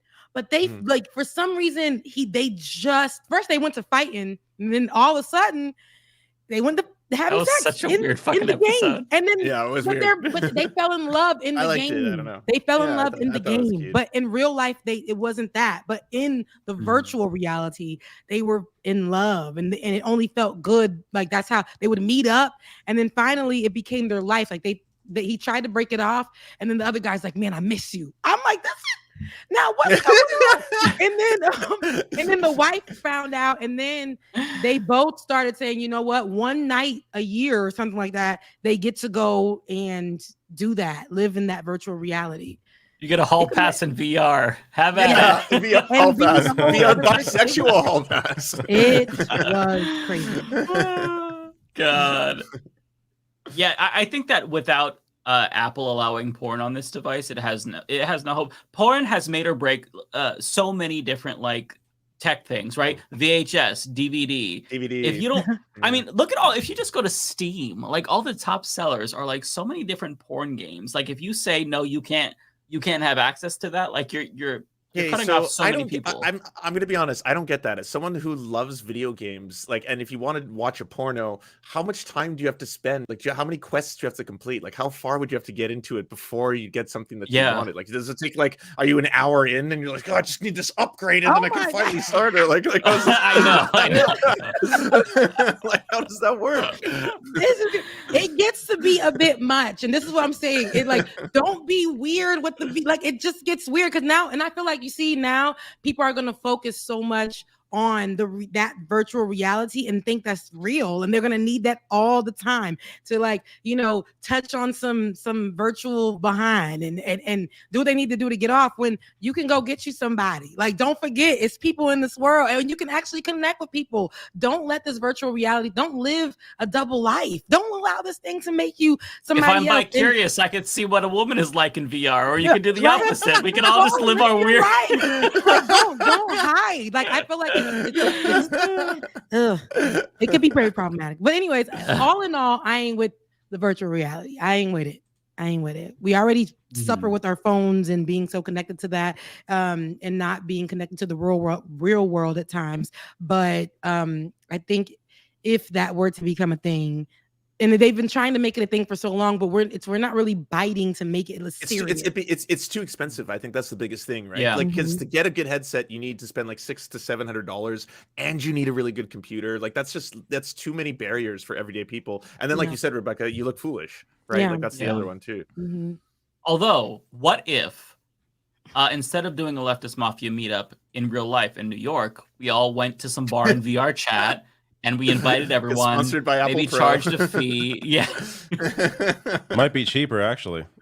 I want to see you guys in person, though. I want to see what everybody looks like in person. I want to see. Yeah, I think it'd be cute. Yeah, I want to give hugs. I want to say hello. I want to people, and I don't even like people, so yeah. So it'll be it would be overwhelming for me. I think it would be really fun, though. Yeah. Mm-hmm. Okay. Any so other I have a question. Yes. Okay. So you guys are all, white identifying men. That's how you guys identify. As white men. Okay. Yes. So when you guys will get haircuts, right? Do you guys, is the fade a thing for you? Any of you? Because I don't see, like, maybe Mike, you look like you had a fade, and you too, Lance. But is a fade something that you guys go and say? I did. I'm proud to say that I've actually been to a proper black barber shop in Flatbush when I lived there in New York, and they gave me the line, the one that goes up along. But I felt way too old for it. I was like, oh, and they're like, I was told, I was like, no, this is going to look really good on you. Trust me, like it looks really good on white folk. And I was like, okay. And then like that line, I was like, it just didn't work. I was like, I'm too old. Because that's on white folks, they get the bang and they do the little side piece, and especially out in Brooklyn, okay, in Williamsburg, all you're gonna see is the bang popping and the little piece on the side. That's the style. But have you been there? Have you gone to a barber and said, because you guys are men, you guys all get haircuts and stuff. Have you gone and said, can I get the fade? I don't say the fade. I say, like blend in or fade, like, the short hair with the longer hair. I say that. I'm not like, give me the fade. Okay, so you guys know, like, the high top and then with the fade in the back for black people. That's a very popular hairstyle. Like, it might be a little bit of hair at the top, it might be low, but it just goes in gradient, and it just, that's. I don't know. I heard it's brand new now because Taylor Swift's boyfriend had there we go. The Travis Kelce. I'm asking. This was a transition. That was smooth. I didn't even notice. During Black History Sunday Month, game day. Let's talk about it. Yes. Was like the first day? I think it was February 1st too, wasn't it? Like the story. Yeah. During Black History Month, first of all, white folks were like, there's articles, and then on Twitter and all, on TikTok, the Clock app, they're like, wow. Taylor Swift's boyfriend, or Travis Kelce, is that his name? He's out here and he's making a new haircut popular. First of all, they say he brought the fade. So all of them are going to their barbers, they're white barbers, and they're asking for this new hairstyle that's going popular, making everybody crazy. It's the fade. And no, Travis Kelce is very, very, we know historically from his, upbringing and how he talks and how he walks and how his ex-girlfriend and who he's been around, he's influenced by black people. So when he goes to the barber and who he's been around, he's going to ask for the fade. That haircut is not something that you see wildly on white folks.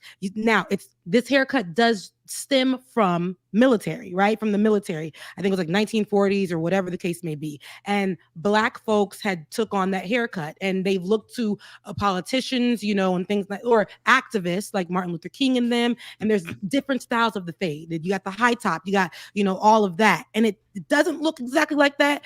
This is like a buzz cut, right? Military, this is what it gives. So that was a popular style back then. That's where it came from. I answered you incorrectly then. So I always get the fade, but I asked them to leave it long on top. So I on the sides, it looks exactly like that. Like, it looks really almost like there's no hair right by the ears. And then people say I look like a white supremacist. I'm just that was the Macklemore white supremacist haircut.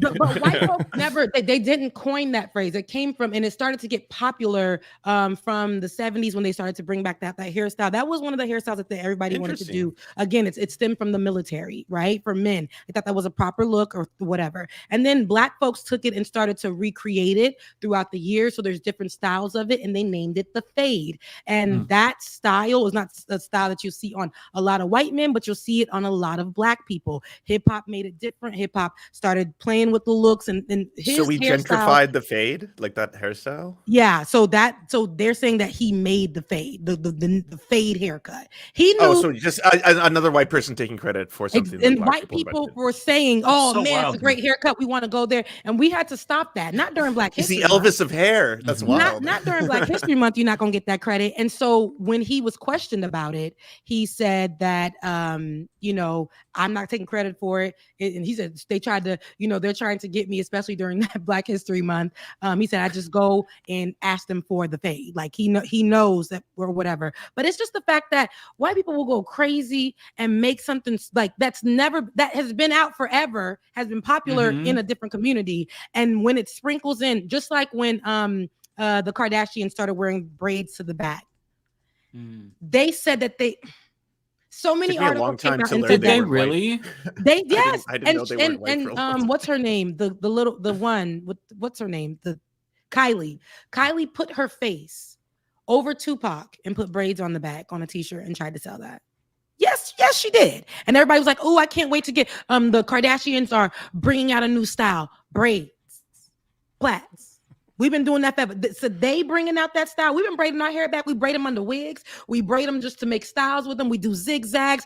We used to, 6th graders outside, had my friend braiding my hair in zigzags and putting beads at the end. This is a style way back in history from where y'all pulled us from in Africa. This ain't nothing that the Kardashians made, but they made so much money off of like letting the media, letting the world, letting the white side of the world believe that they coined these like and created these styles, and it's so problematic. But and no one, you know, no one could be that stupid. People people have seen are. these haircuts We just before. talk This about is stupid not like the people first time they've seen it. but no, and then they get on social media and they try to do things like, again, Kylie putting her face on top of Tupac and having braids to the back, and people saying, "Oh my goodness, new style, it's so great." You're a white woman replacing your face on Tupac's face. That's problematic. But people are buying the shirts out, and boom, in 5 minutes, they made $1 million.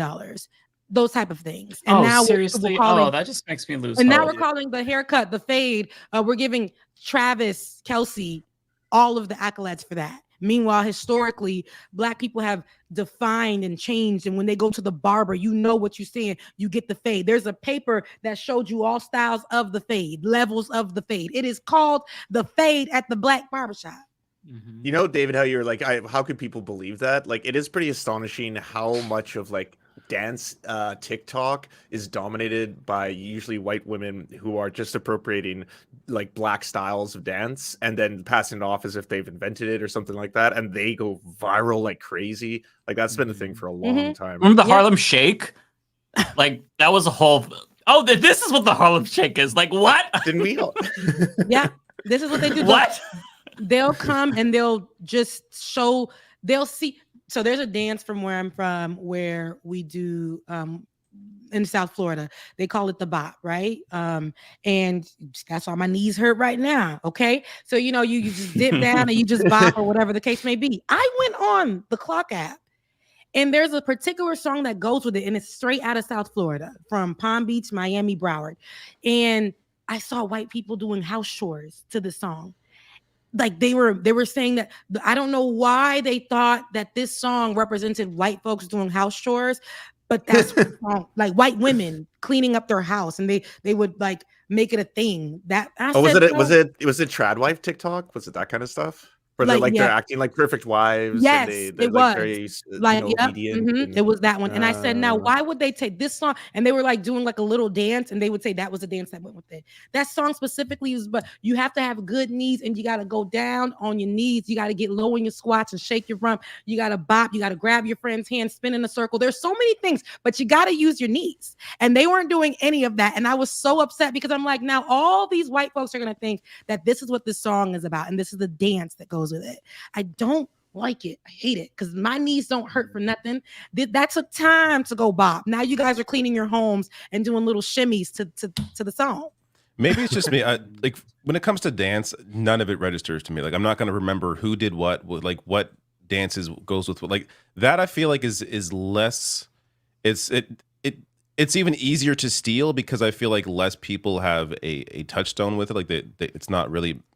You don't think of it the same way. David, I guarantee you know one haircut. dance. A haircut is like you've seen a haircut before. He definitely knows some dances. But when it comes to a dance, I don't know the name of what. Like I couldn't name you a dance. You I, can. We can show you. Maybe we I've can seen show you the Macarena without sound. You would know what it was. Okay. You would know what. I guarantee. The Macarena is pretty. That's the most. Okay, at least when it comes to my generation, the most famous dance of all Superman time. by Soulja Boy. Yeah. Like, you know, there are different, like like we talk about the Harlem Shake, right? The chicken noodle soup. Like this is like the white people will get online and recreate or make something else like a little two-step and say that's what went with it. And they'll get so many views off of that. But there is something that already like the Black community knows that created it, that goes with it, or whatever the case may be. And that's what I don't like. We're not gonna go ahead and change the Macarena. We're gonna do it. We might have a little bit more hip, a little more, but we're gonna do the Macarena. We're gonna do whatever, My thing is where I'm trying to get to is white people they can look at something from another culture, and all they have to do is do it. And not give credit, not sit and just do and say, I found this new, oh my goodness, baby hairs, right? Baby hairs. The women were calling it, I forgot, like squiggly gel. They were saying sticky edges. Sticky edges. They were calling it sticky edges on the people's internet.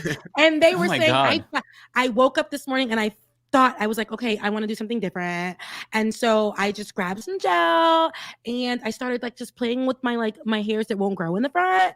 And I started just kind of gelling them down. And I'm just going to call these sticky edges.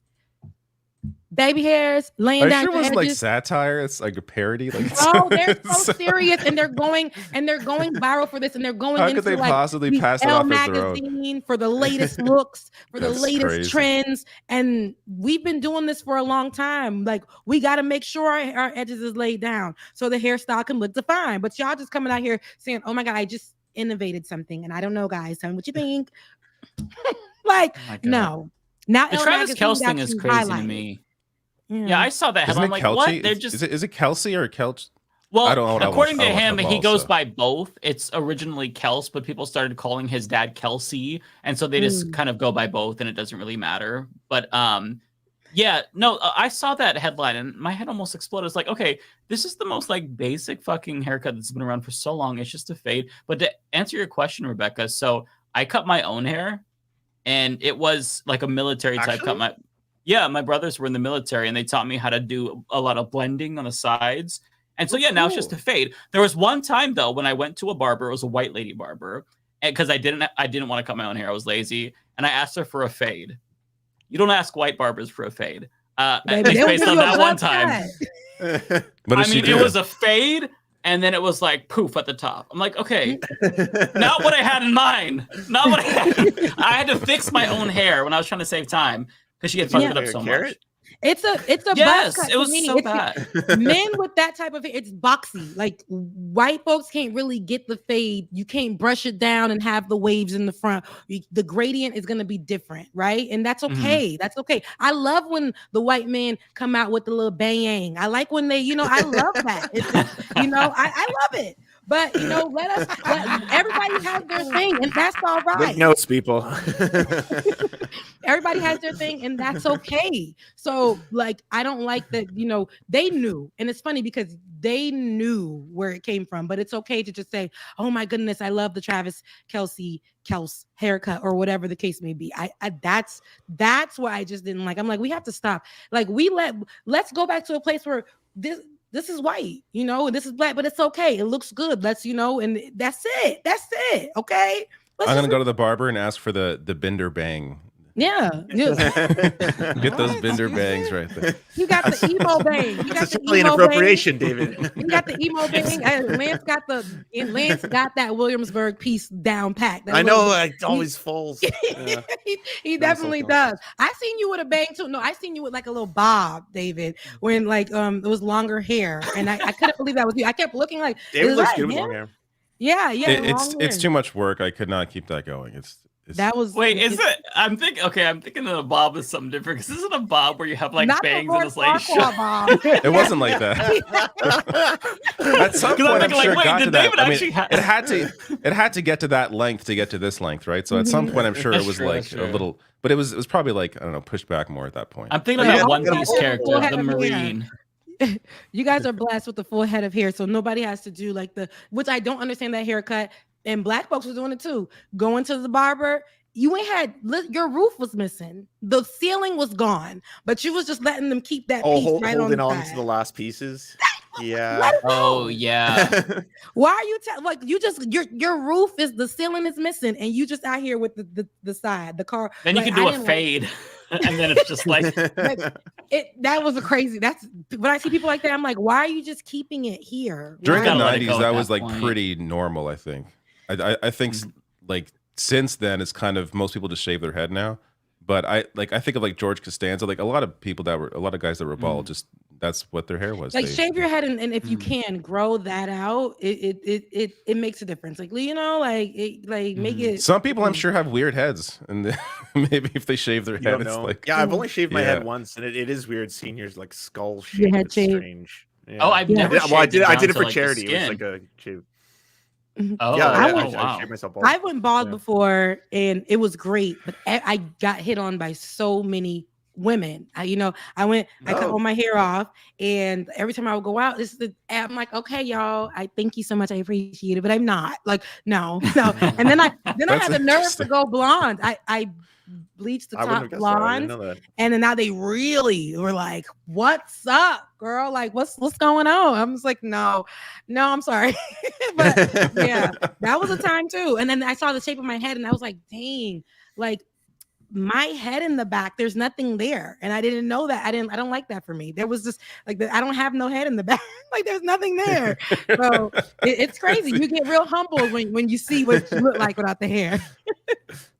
Okay, I think a lot of times though, we also we fixate on things that no one else is going to notice. Mm-hmm, like you may think you have no head back there, but no one else is going to notice. Whatever you're seeing. Me, oh my god, I got to get my hair back. I got to grow it back because I'm just I hate it so much. The hats don't fit. Hats were not fitting because there was no head in the back. Like I'm used to my hair being full, and yeah, it was crazy. Rebecca, this is what I visualized when you said Bob. Like. That's what my hair was that was definitely not my hair. Yeah, I was like no, that's how people be like Lord Farquaad from Shrek, or is it just a Shrek? But that little bob right there, yeah, that's what some people be given. But yeah, I would never look good with long hair.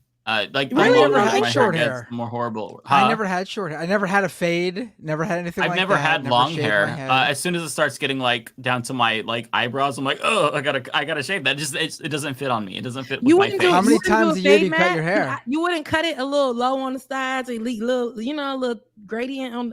No. Like you just give me Ebo. Like you just gotta have that bang and flip it up at the top a little bit, brush through that. What's the longest your hair's been, Bender? It's like down to here, like my shoulders. Like, but the problem is my hair doesn't like naturally flow. Like I can never like grow out my hair like a metalhead or anything, because my hair it gets to a certain point. I mean, you can sort of see it a little bit now. It's starting to get to that point, and it starts to curl. Yeah, I don't have straight hair. Mine does that too. Yeah. I see all y'all got the look. You know who has he has the straight hair? Lance has that. It'll sit right. All he got to do is just pull that piece down, and baby, he's good. You guys have nice full. I can see it, little curly hair. I can't. Yeah, mine is just like it's already curling. You can see. Yeah, that's what happened. Because I mean, we're both Portuguese, so we have the same. Where it like starts as soon as it starts to grow, it curls over. Yeah. Yeah. You give me the commercial for, I don't know, David, but when you just did that, there was a commercial for, it was Rogaine, I want to say, but once the men started growing, you just run your hand. The men wish they had, just just like that. Maybe they wish. Get cast in a Rogaine commercial. Change your career. And Mike, you give me the NSYNC time where if they grew that out, it would give me the curl, that curl pattern, JT-ish, a little bit of that. And yeah, that's what you get. That's what you give me. I think that's fair. If you look at like my kid pictures when my mom would let my hair like get bigger, Yeah, it would kind of just A it little kind of fro. look like that. Yeah, Mhm. yeah, I Yeah. could see that. Yeah. Oh, there's Which, there's speaking actually of which, been I need a times where haircut. no, your hair's super short. What are you talking about? I cut my There's hair like been, every 3 weeks or so. Really? crazy. Every 3 weeks? I maybe It's been cut, like 2 I've- months. Just the for me, sides, at least. just the 2 months, yeah. I usually just Wait, do the how long sides do you and- guys cut your hair? Black men go get their hair cut every 2 months, unless they want to just get a little wild. But they're getting White not people are 2 about the months, 2 same. weeks. Excuse me. They'll go every 2 weeks. Like that's a Oh, thing no. that has to Whoa. be done because the growth gets crazy and then the I can't afford that. uneven. No. It gets. Y'all don't have I those get- issues. I get maybe 2 to 3 I haircuts do it every 3 weeks. max. 2 to 3 a year?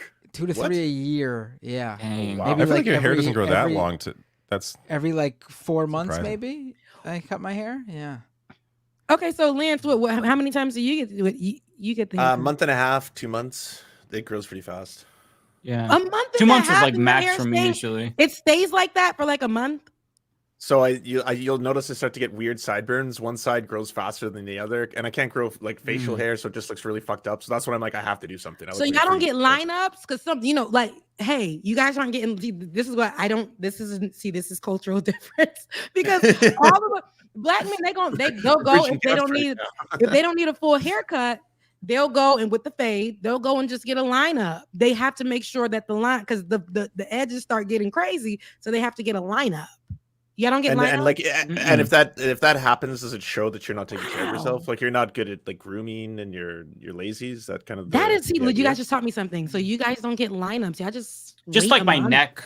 I have to Wait, what is line that up my even? neck. Say that edge. again. Explain the lineup again. Okay, so the hairline, right? If you see, this is part of the fade, the fade thing. Mhm. It has to be square and it goes in here. It's like perfect yeah. symmetry. No. What? No, I don't think. Yeah. I it don't just think that's a grows. See, thing. it just grows. Yeah. Wow, that's wow. I never noticed. I never be like y'all don't be like make sure y'all just let that thing just grow out and do its thing, huh? Let nature Like a take couple of its my course. closest friends who are black have been bald for so long that they've always just been like, perpetually shaving really quickly. Yeah, so I- see, a lineup is serious for the ones that have hair, which is part of the fade. You can't go get the fade and not get lined up. You see what I'm saying? That's why it's problematic for people to be walking around saying that Travis created that. If y'all just letting them edges just do what they do, that is not a part of the fade culture. It's not part of the fade haircut. You got to get that lined up. And then when they line you up, this is like a running joke, but when they get lined up, the barber sprays them down with the alcohol. They know that process is going to be stinging all up in the edges because that's where they're lining them up and making sure that symmetry. You ever hear when they say that Steve Harvey hairline, it's super straight? That's that. Like that's that whole. It needs to be that. It's very serious for the black men who have hair in the black community. So that's a part of the fade. So that's why I'm like Travis Kelce could never. Yeah. Okay. Yeah, Dang, speaking y'all don't of get hair- lineup. That's crazy. No, I just a couple of weeks ago I gave myself a mohawk, and it looked so stupid. But You reminded me. That's when Yeah, there's been a few times I've cut my hair Put a short. picture up. I would shave the sides. posted it on but Instagram, the I'll middle find would it. be so long that you couldn't tell really. Like, yeah. Mm. Do you have a picture of yourself when with a mohawk? Yeah, I'll find it. When I finding finished it. it, I'm like, oh, this is really cool. And then like after I took a shower, I'm dead. I'm like, I'm too old for this haircut. I look so fucking stupid. And I was so self-conscious going out in public. Like, why did I do this? And as soon as I went home, I shaved that shit off. Oh man, I'm sorry about that. But you have to be confident when you do those type of hairstyles. I'm not gonna lie, you like- should have dyed it Yeah. 2 colors, but Yeah. it's You just gotta do it and just like own it. Just like not Yeah, you have to care. own It's it. like- Be embarrassed about it, but Yeah. when you walk out, don't let nobody see that. You just gotta rock it. It was a little, it also was giving mullet a little bit as well. So that's why I'm like, oh, I don't know. And it didn't. I was really like in my head about it. But I'm like, I just Isn't mullet like you know, popular now? That's like people are doing that again. The mullet is coming back. The girls are now getting their hair done. Like I've seen a lot of black girls doing the longer in the front and then the little strip in the back. It's coming out and it's looking good. It's actually looking good. No, that's the hang on, let reverse. It's supposed to be short in the front, long in the back. Oh, that's what it is. Yeah, the tail in the back, right? And then this bangs like kind of short and whatever it goes into. But yeah. Okay, hang on. So we rest our case that Travis Kelce didn't invent that. There's a lot that goes into the fade historically, and we're just I'm trying to make it white big. men get Okay, butt let me cut. just share it. I don't know how to Instagram on desktop. No, is Travis very bad, Travis Kelce invented the fade. Taylor Swift invented rock and roll. Okay, it's the left side one. You can Oh, kind you of see. I can't have to tell zoom in shit, more. man. That's not a Hang Mohawk. on, hang on. Give me a break. That's more of a fade, if anything. You can't. I guess it's well, it's long in the We back. said no. It's hard to. We said That's no. like a- That definitely ain't no fade. But That's it's a kind of a hooligan Skrillex. mullet. You did the That's Skrillex. a European soccer Yeah, mullet. so do you the kind of hooligans. see? but 452 people liked it. Well, it's still bad. You got a little noggin in the back though. You got a little hair back there. Right, How did because it your hair grow accentuates back it with the over- How with recent the was mohawk. that? I feel like your hair grew back really quickly. A couple weeks ago, yeah, it grows really fast. Your hair grew back really. So you got okay. Mm-hmm. Yeah. You know, you try new things sometimes, and then you realize, man, you're too old for that. You've got to stick with the regular stuff. What do you But mean then- you're too Lesson old learned. for that? What is In you 10 too years, old you're for? going to be like, I should have done that when I was younger. Yeah, you're not. Don't. Like, you anger think you're yourself old, now. Don't but let with context, social you're not media make you old. Okay. Don't. I thought I do was that. old when I was too like late. when I was 25. I remember like going to work on my birthday and like my boss, like, he's like, wow, you're so young. I'm like, I feel really old. And I think back to that. Like, I thought I was old when I was 25. Like, I'm not. Yeah, I didn't. was I not remember old. when. I remember too. You know what makes me feel old is I remember when Soulja Boy was beefing with Ice-T and he called him old. And then Ice-T responded by saying, well, people who are 17 think that 25-year-olds are old. And I'm like, yeah, they are old. They're so old. Like, I remember disagreeing with Ice-T and siding with Soulja Boy. And now I look back at that and I'm like, Jesus Christ, if you're 25, you are like a child. It's so wild how our perspective changes over time. This At girl, least mine did. This girl got upset at me, and this is like, I mean, this is so random, but somebody DM me. You know, my DMs are weird. You know, people DM me, I don't respond or whatever. So this girl wrote me in a DM as well and called me like, my boyfriend is DMing you, and I'm like, are you talking to me? I don't even please. But she was like, you're an old chicken. I'm like, oh my She called God. you old? I think she was like in her 20s or whatever. I just blocked everybody, but she's like, you know, she called me an old Scorcher. chicken, and I'm 33, and I'm like, oh my God, she old said my chicken. ex is old. Oh my God, like I felt like that was Oh, what is was that going. what that means? But- Oh, but I yeah, I don't didn't know even connect what- That's I don't know what it meant, but mean. because I'm in That's my 30s. But mean. I remember looking Kids at my don't mom. do that to each other, as far as I When know. my mom was like in her 30s, I'm like, she's old. Or when I was in my 20s, and I'm like, lady, you're 30. So I feel like that's equivalent. Like, so I'm okay with that. I said, you know what, girl, please, because I'm grown. I'm a grown woman, and there's a difference. You're a child, and you think that 30 is old, and I used my to God. believe that too. So In a recent video of mine, I covered Jon Stewart. He's coming back to the Daily Show, and I called him elderly jokingly, but he's like 62. The amount of comments I got on that YouTube video of people who are elderly joking, Really? complaining about he's not elderly. Like, At least they're not on Facebook. But So I don't that's a blame win. them. If I can imagine myself, I imagine when I'm 60, I'll be like, I will hate people that are in their 30s or 40s claiming that 60 is elderly. I know I'll be those people, so I don't blame them for getting angry at we me. all have our time in our moment, but I feel like the way that the world right now is trying to make 30s, and for especially for now, we can't really do the things that our parents did when they were 30 and things like that, like buying a house, getting married. So that's not our life. That's not our lifestyle. That's not where we can't do that for so many reasons, but that's not going to be efficient for a lot of people in our age. But it also doesn't mean that we're old. And if we catch on to that, I think we're going to lose a lot of the moments where we can finally feel grown and feel sexy and feel in a moment that makes sense to us. We're going to lose that. Then we're going to turn 40 and be like, oh my gosh, I'm so old. And then we're going to turn 50 and be like, I should have did this. So I don't want anybody to like let that, because some days I'll feel like, oh my gosh, no. And then when I look back at my life, I'm like, oh, I've lived and I have so much more life to go. I'm only 33. I know the pandemic took some years from me. I turned 30 during the pandemic. So I'm like, I need to feel the way I feel sexy right now in this age. And I like it all, right? So I want to be in this moment. I don't want nobody to take away that for me. Like, oh, you should do this, or you should have been, or you should have. No, I'm where I'm supposed to be, and I'm going to live how I'm supposed to live, and I'm going to enjoy my life. There are things I'm not going to do though. Like, I'm not going to do things that 20-year-olds do, because I like naps, and that's okay. Amen. As like you guys are naps, I like talking about staying in. elderly stuff, like people are memeing on me. They're talking on me in the chat. Don't talk about old people around Mike. When Mike reaches his 60s, does that mean he'll start beating himself up? Stop it. Okay. They're gonna be like, you remember what you said about punching old people? Where I'm here to like, no. I'll turn 60, show up with bruises. Like, what is he doing? He's beating himself up every time he looks in the mirror. Because he's old. No. Hey, listen, I have an elderly mom and I love her. Oh my I would protect her. I would never beat her up, okay? I hope she isn't watching right now.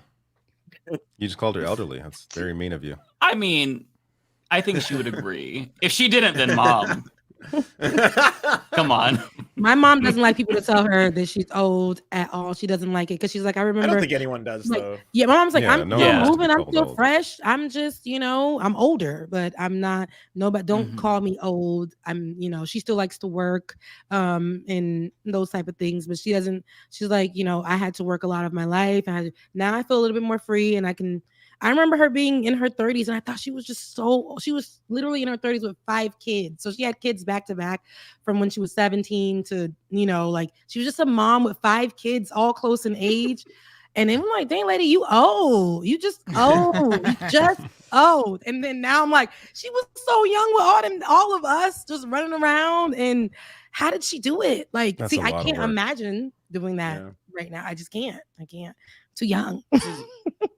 This is objectively funny. I don't hate old people. I have friends who are old. Some of my best friends are unfortunately, old. I know. as a an old millennial, person. I have no All right. friends, so I can't use that excuse. That's funny. That's how it is. Well, we're at the end of the show, y'all. I'm Yeah. glad you said it. I didn't say anything. Oh, David you doesn't know what I'm say it saying. anymore. David, you know what I'm saying. Rebecca has to work tomorrow, guys. Yo, I have to work. it's the I end of gotta the show. go. I ain't off like the rest of y'all, but I have to work for the corporate folks.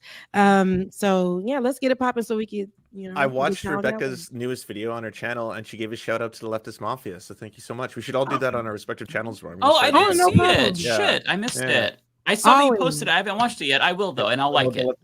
Oh yeah, thanks. Always. It's just so I'm trying to do a check-in every month. I'm trying, like I said, I'm trying to have time since I work so much for the corporate, overlords like those people. So I don't have time to do things that I want to do. So I was trying to make time or whatever. So I said I'll do a check-in with the audience monthly to see how everybody's doing and tell them what we'll be talking about throughout the week, possibly, and just give them encouragement.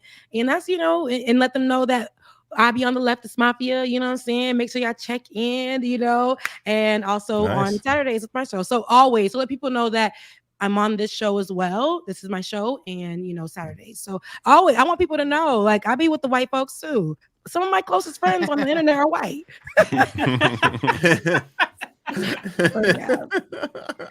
All right, let's start with the super chats. Okay, calm like a bomb. Okay, I like that. Thank you so much. Says it's Black History Month, so everyone is required to send Rebecca super chats. I feel it. I'm with it. Whatever y'all want to do, I'm with it too. So Charlie, thank you so much. Love from the Bender mods, Becca. Look, your mods are coming over to my page, Bender. Thank you. Thank you guys. Thank you, Charlie. Narrator, if you want to understand the West's perspective of Palestine, you must first understand that the only real crime of the Holocaust was that colonization tactics were used against European populations. Thank you for that narrative. Smokey Rose, I call it the Duolingo procedure. It doesn't help at all if you were never invested in the first place. These politicians are tripping for sure. Miss Siren, love the whole group. Rebecca, R-E, but I love it. Rebecca is so good and spot on. Thank you. I appreciate it. Smokey rose again. Okay, Smokey, give me all your coins, girl. I swear the New York Times really woke up on the first mad because they couldn't afford the rent and decided to piss off Black folks about it. J Cass, thank you so much. Lance with that fade be like 90s R&B artist John B. I can see that. I really can see that.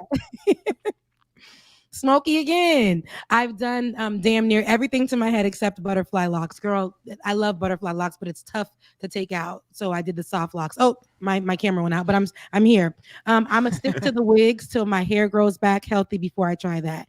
Do that. Make sure protective styles. Yep. Lineups are the guys equivalent to laid edges. They sure are. They sure are. Giving Rebecca my super chat so Matt doesn't feel guilty. Matt, you feel guilty? I feel guilty. You should. And that, and that is the last one. Like All right, and that is the last one. So thank you guys so much. I love you guys. Mean it. As my camera comes back on. Thank you guys. I will see you. I'm gonna be at work. Remember to tune in on. Oh, somebody. Did I miss this one? That's the first one. That was the first one. Brain aneurysms 2024. That's what it feels like. Straight up. Thank you, J Cass. All right, guys. I love you so much. I don't want to hold you. Remember to tune in on Saturday morning at 10:30 if you want to get some, your Saturday morning vibes. It's always a good time on Like It or Not. So I'll see you guys, and I'll see you guys next week. Love you. Mean it. Have a good time. And remember where the fade comes from. Mwah. Bye, guys. See you. Bye. Still alive. Thank you for your super chat. Do you think chances are good Dems take the House and Senate? If Trump wins in that scenario, can Trump really do any harm? I feel like making predictions now for anything like that is just, I have no idea. It would be a shot in the dark. I have no idea. If Trump wins in that scenario, can Trump he can still do harm because yes, he can. I mean, he can do harm culturally, but I'm sure through executive orders, there's a lot that he can accomplish that he will. Yeah, things can still happen. Seafish, $2. Thank you so much. What's to stop Biden from doing Project 2025? Well, I mean, if you read through it, it's not something that Biden would do. I mean, maybe in the sense that he tries to consolidate power with administrative agencies, but even that's a stretch. But Project 2025 says they want to make porn illegal and declare LGBTQ plus people poor. And I mean, come on, let's be real. That's not what Biden is. Is this a question about like a worry that Biden may do that, or is it about they want Biden to do something like that? Is what I'm. Regardless, he's not going to do. He's not going to pull that off. I'm not. I promise you, I'm not concerned about Biden doing Project 2025. Just FYI. You know what will stop Biden from doing Project 2025? Biden's inability to remember Project 2025. There you go. Yeah. Yes, we're doing Project 20. Come on, 22, man. And then it's a different project. Who's this for? I think this is me actually. Octawolf, $10. Thank you so much. It's thanks to you guys that I'm planning on fixing America and making it better. As a gay 25-year-old man, leftist independent, what would be the best starting point for an office I can run for? I think that local city council is what you should aim for first. It's a really winnable position so long as you are able to make connections and talk to people. And it's the easiest, I shouldn't say it's the easiest. It's the position with the least amount of barriers to entry. I'm sorry, I'm getting tired. I would recommend that. What did you say, city council? City council, something like that. Well, it depends what city. Here trustee. in New York, city council is actually a pretty big. Sure. Treated But and not necessarily city council, but just some local position. People really, I think, underestimate the importance of local politics. I would say start there, and once you get experience there, then look to higher offices. I would just start working for someone else, working on different campaigns. Going in cold as the candidate probably is not, in most cases the best scenario. You want to understand how the process works and get a feel for what you would do different or how you might change it. So I would start there and then see how you feel.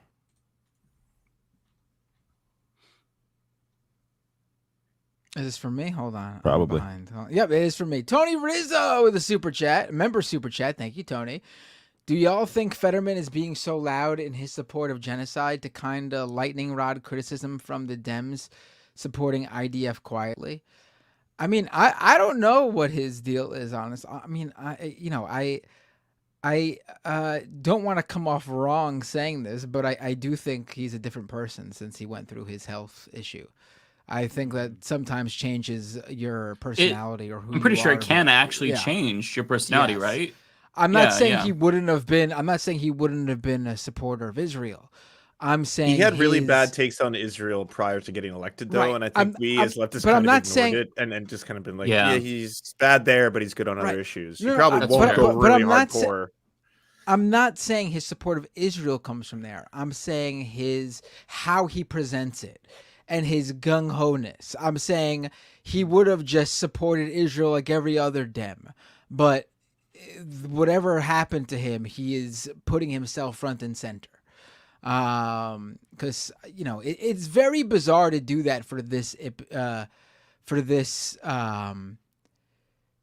issue and nothing else. Like this Especially while Genocide this is a is weird happening. hill to Yeah. die on. Yeah, it Frank. really is. It's a really No? weird hill to die on. Law Gnomes, thank you for the super chat. Says deleting my Act Blue account was the only way to stop the crazy fundraising emails, even from politicians I block/unsubscribe. What's weird is I get those emails and I'm Canadian and I've never put my Do you really? Obviously there must have been some email list where that I was on that was sold to like the party or whatever, but I've had to like unsubscribe to each congressperson sending me shit because I'm like, why am I can't even if I wanted to No, you're support supposed to any of get the people, those, which I wouldn't. David. You're supposed to get can't. those. The headline, the email header of, "Psst, we need you to send us money illegally," isn't the usual Dem like, "Oh, tomorrow's doomsday." They're actually requesting that of you. That's the. Bit of advice though. So if they I send me tried money, I'll this. consider. I've been getting a ton of emails and texts, and I tried this, and so far it's been successful. If you go to the DCCC's website, you can actually unsubscribe from all texts, so that way they supposedly will take you out of their system. Since I've done that, I haven't gotten a single text. I'm still getting emails from politicians who I donated to. But other than that, I'm not getting the random "Hi, this is Tom," some random ass email from somebody I've never even heard of. Try doing the DCCC unsubscribe, because it's worked for me. Rejects $5. Thank you so much. Love the kitty in your profile. Just a reminder on the negative feelings. Even veterans like Sam Cedar have moments of extreme frustration on air about politicians' failings. That helps. Thank you. Yeah, we're human beings, and I try to keep it together. But sometimes, it's just very black pilling to see everything that's happening, and sometimes that spills over. I try not to rub off on people in a negative way, but every once in a while I catastrophize on air, and yeah, we put it back in and we put on a happy face and shut the fuck up. Then later on, we're doing our best.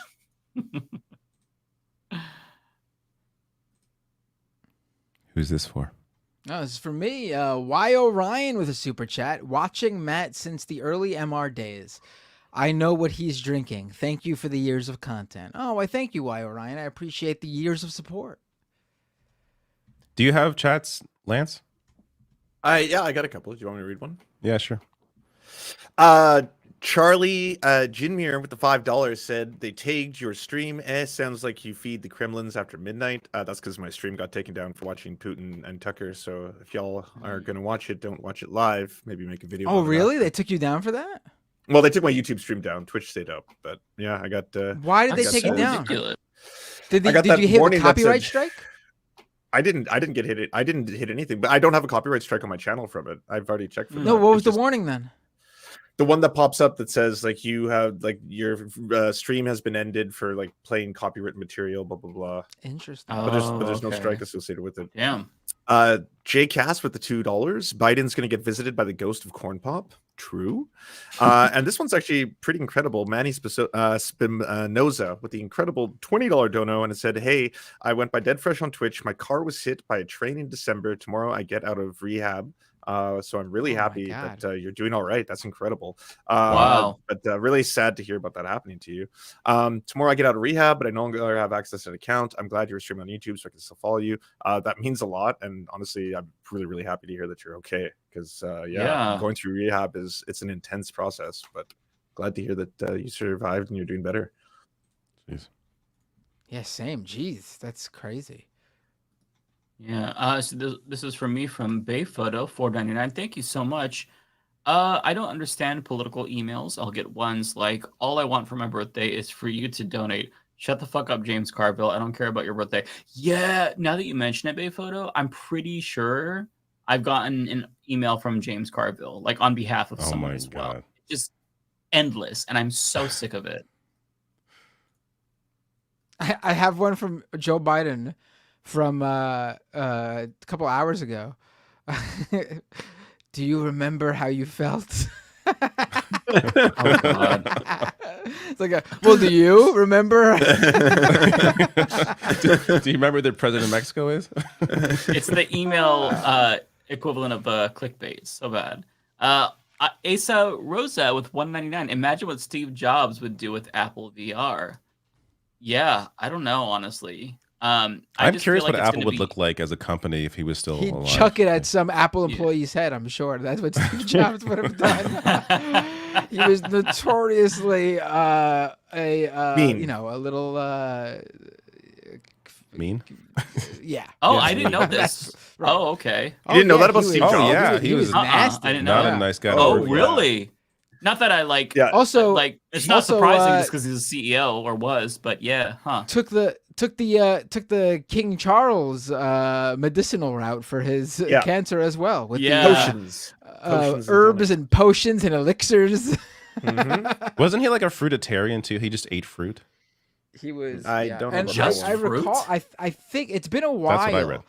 But I recall like he regretted not going through modern medicine and requested it towards the end, but it was too late. Like what he died from was something that when they caught it, if they had treated it properly, I can't say still alive because who knows what would have happened in the 12 years since. But he wouldn't have died from that cancer at that point. Yeah. Yeah. He would have died from the vaccine. And Steve Wozniak was the actual genius. Yeah. Bayphoto. This is for me. Bayphoto with super chat, membership super chat. Let's see. Have you seen Casey Neistat's Vision Pro video? We played it. Going around Times Square and on the subway with Vision Pro. That one is pretty wild. Yeah, we played it. Yeah, I mean, it is what it is. It's more of a creator, gimmick video than it is like a review of the Apple Vision Pro. Right now, it's just content. Casey, that's the only use. Yeah, that's it. Yeah. It's just content. I mean, Casey Neistat's an interesting individual himself in terms of, I think a lot of people see him and think like, oh, this guy's a successful creator. And like, yeah, he's got a lot of followers, but like where his money comes from is a couple of years ago. I think it was like in 2016 or something. He sold some app that he made to CNN for like $50 million or something like that. What? That's why he's does the things he does. He's got money through that. I'm sorry, but if you do that, like, why are you still doing YouTube videos? Like, goddamn, I'm piecing out if that ever happened to me. Not that it would. He probably enjoys content creation. I mean, if I had that kind of money, I enjoy making videos. I don't always enjoy talking about politics. I feel like sometimes I need like a month off. But he probably enjoys doing it. Otherwise, I can't imagine, he would keep doing it. Yeah, that's true. I would do it I would never like quit, but I would do it in a different way and maybe do like video essays, kind of do an H-Bomber guy where I'm like, hey guys, here's my video. It's 4 hours long and then fuck off for a year. Yeah. Oh, if I had $50 million, I would just hire everyone to do everything except being on camera. That's the only thing I would do. Like everyone would take care of everything else, editing, producing, the tech stuff. I would be as hands-off as possible. I'd only bask in the glory of being on camera. That's fun. See, I enjoy doing all of that stuff. I just don't always enjoy the content, like the having to read about news, and because it's really depressing right now. Like, really, that's where you lose me. I agree that's why I have like you. a So maybe gaming you guys channel should come now. work And shit. for me. This is like maybe you guys should come work for me. It's my mental outlet. Well, get 50 This million. is the part I enjoy the most. 50 mil the and pay me content. well, and you will see. I enjoy talking the most and being on camera, and you all did Lance just work? I enjoy doing that. I just that was don't very always weird. No, Did I you just guys took my see sweatshirt off. It's getting hot. Oh, What's and you happening? did it the second you went back on camera, so it looked like a glitch. It was really weird. Oh no! Oh, It looked like Oh, there I was didn't a see- glitch. Oh, I didn't see that. Foresto Montero. Oh, that's probably for me. Hold on, let me just double check. And yes, it is for Resto with a super chat. Tech should be about bringing the digital world to your life. It's not about bringing your life to the digital world. Yeah, exactly. I think that's a great way to put it. Pretty much what I was saying. Yep. Nasama Tempest, $20. My goodness, thank you so much. Very, very kind. Hey, Mike, I found your channel on YouTube back in 2016. Oh my God, because of TYT, Secular Talk, Ring of Fire, and the Majority Report. You were the first I supported financially on Patreon since 2018. I love your content. Keep it up. That is so, so kind. Thank you so much. I really appreciate that. I needed the affirmation today. Thank you. That's so kind. Awesome. This is not for me. Oh, sorry. Me. I lost track. Jay Cass, thank you for the super chat. Early 20th century quote, we'll travel to space and settle in Mars and have flying cars. Apple and Meta. Hold my beer. It's not quite the future that was predicted. Actually, it's more like early 20th century. We'll travel to space and settle in Mars and have flying cars. Elon Musk. All of that, but Nazified. He's gone. He's getting more extreme every single day. It's amazing to see who's in. Oh, and he's all over the map now. You know that meme where they the NPC takes out the one chip and puts in the other? He's just like going like this every single day with like 5 different things, like trans people, black people, immigrants, like every single day. Maybe he's like, the one that switching got them out. that chip implant. Yeah, maybe. Apparently happened, but we haven't heard much about that person. Yeah. He retweeted. I mean, God bless that person. Retweeted, Damn. He retweeted an open Holocaust denier who was complaining that their Disney is it was like a gossip blogger thing where Disney is apparently looking at what's the woman from The Bear? Gina Carano. No, The Bear, the show about the Io. Yeah, I can't remember her last apparently name. Disney is looking at her or someone like her to star in a planned Pirates of the Caribbean spin-off. And the right and the racists are going nuts over the fact that they view this as Disney replacing Johnny Depp with a black woman. Oh my God. Well, even if they literally did, who gives a shit? It's right, fiction. right. And he retweeted it with in support, going, "Yeah, Disney sucks." Elon Musk, like, yeah, the guy's a loser. It's I feel like amazing. so ridiculous. If you want to show like that money can't bring you happiness, I feel like, even though I don't think that's true, I think money can bring you happiness. But if you wanted to argue that it can't, Elon Musk seems like the kind of person to be like, see, it can't bring you happiness. Look at this fucking loser. But no, it definitely can bring you happiness. At least, once you can be comfortable and not worry about bills. Yeah, I think once your needs are met, then it's Yeah. like after that it plateaus, especially if you look at the stats of like people who look into that stuff. Yeah. Brienne Vieira, member for 21 months. Oh my goodness. Nearly 2 years as a member. That's incredible. Thank you so much. Though watching for 4, y'all inspired me to get involved. I'm on a town committee and a coalition for a free Palestine. Thank you so much. That is so cool. Thank you. That's really, really cool. The fact that like you watch and then you were inspired to take action, I think that's so cool. Hell yeah. Thank you for sharing that, and thank you for being a member. If I was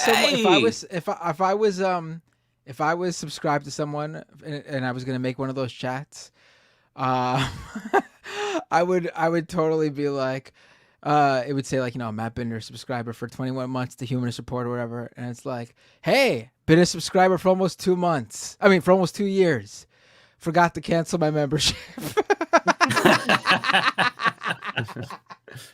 That is something you would do. For sure. All right, RM Brown with $10 super chat. Hey, y'all. Hey, Brown. You got to come back on the show. We got to have you back on. Yes. Absolutely. Oh, yeah, definitely. I agree. Love RM. He's crushing it still, always. Oh, yeah. Yeah. Deserved. Yes. Law Gnomes, thank you for the super chat. Says, who will Kamala pick for VP when Biden steps down? Pete Buttigieg is who she would pick. Almost get, not that this is happening, but I feel like that's what would happen. Yeah, I There's agree. this whole for sure. There's this hilarious, I don't really listen to them too much, because I'm not a big podcast listener in general. Too busy creating my own content. But I saw a clip someone cut from the podcast that used to exist called Come Town. It's not the Adam Friedland show, but there's a really funny bit they did where like Kamala becomes president, and like the next president's AOC, and then it goes back to the white guys, and then like a black woman, a Latino woman, and white dudes just trade off being president every 4 years, and just deny white progressive women from like white liberal women from being president, so that they get so angry that they go up there at like the DNC or something, and they're like, "It's time," and everyone's like, "It's time for what? It's time. We've had a woman president. Yeah, but it's time for time for what? It's like, just say it. It's time for a white woman, okay? Because that would make them so angry. It would make them so angry. Maybe one day. J Cass with $5. I saw this before. With the most random shit. Just wanted to hear you say sweater weather 5 times real fast back to back. I'm not gonna try to. I could barely speak as it is tonight. Okay, I'm not on my A game. Is it because you may step over your words, or because it sounds like something else? I don't know. Sweater weather. Because like the worst one in the world is toy boat. Try toy boat. You can't do it after 2. Like you can't get past 2 of them. Toy boat. See, already starting toy boat, both of you. That's weird. Yeah, that one's weird. I don't know why it's so hard. Oh my god. This one is for me.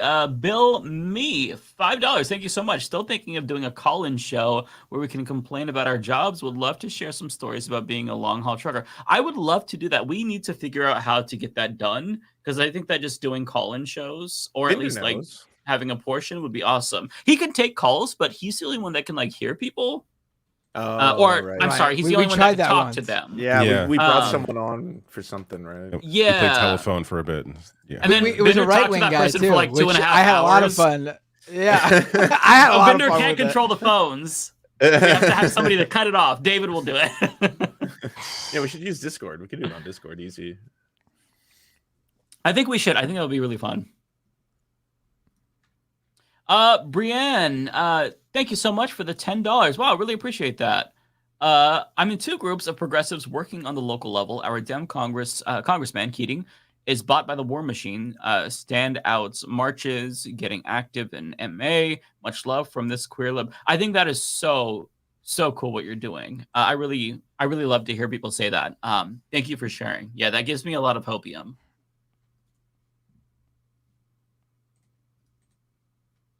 Mist Siren, $5. Thank you, Mist. I want to say I love Mike, and it is a rough time, and I appreciate his comment. Well, thank you so much. Mist pointed out that I was being a bit of a Debbie Downer earlier, and they're correct. Yeah, again, I catastrophize sometimes. We're in dark times, as David said, and when you read news every single day to figure out what videos to talk about, it does rot your brain to a point. So I appreciate you understanding that. Yeah, it sometimes, I become a little bit of a bitch, and I need to log off and play some video games or something, because damn, when you just see bad news, it's like, ah. Yep, completely agree. Tony D, $20 super chat. What do we got here? This is truly mental illness. That's not. There we go. Thank you, Tony.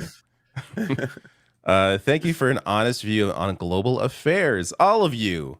Thank you, Tony. I appreciate that. So nice. Very kind. We spent about 20 minutes talking about men's haircuts today. Well, we had to, cool off the tough conversations about whatever the hell else we talked about. We've had way less conversations though. We've had I feel like we've had dumber conversation. At least there was like a bit of substance there, right? Because it's a little bit about how white people just take and don't credit. Like there's more there than like you know, I don't know, just talking about some shit that we talk about like ourselves, where it's like, oh yeah, what's I don't your know, favorite like this picture. Pokemon or stuff like that? Yeah, shit like that. Exactly. Yeah. Those are worthwhile conversations, actually. What's your favorite Power World? For Resto with the super chat. Your favorite pal. Are they called pals? What are they called? I haven't played it. Sorry. Pals. Okay. A couple weeks ago, I had one drink on my birthday before bed and woke up to vomit because it gave me acid reflux. I turned 32 and became elderly. Oh, wow. I remember that age. science. I remember like 32, 33 is when, because I remember hitting 30 and be like, it's going to change everything. And I was like, oh, I still feel like I'm in my 20s. Great. And then it took a couple years for it to catch up. Yeah, that's then you're impressive back, considering you don't drink. The lower because, back like, goes first. I realized it just from being hungover forever. I was like, oh, I can't like party until like 4 a.m. anymore. Oh, that sucks. Guess it's not good. I think it was when it was 34, 35. One of those ages. It was right after I got COVID. I might have still had like the remnants of it, and so I had back pain. And I was getting out of the shower and I had a chill and I shivered and I threw my back out. I was in so much pain. I never felt that way before. I had to actually like call for help. Like my wife had to come over and help me to the bed. I felt like an old man. Damn. It was partially COVID related because I was reading that other people had back issues with COVID. It came with it. But really? That's weird. My back went out big time, and it was bad for like days. I could barely move. Oh shit! Yeah. Luckily, it never happened again.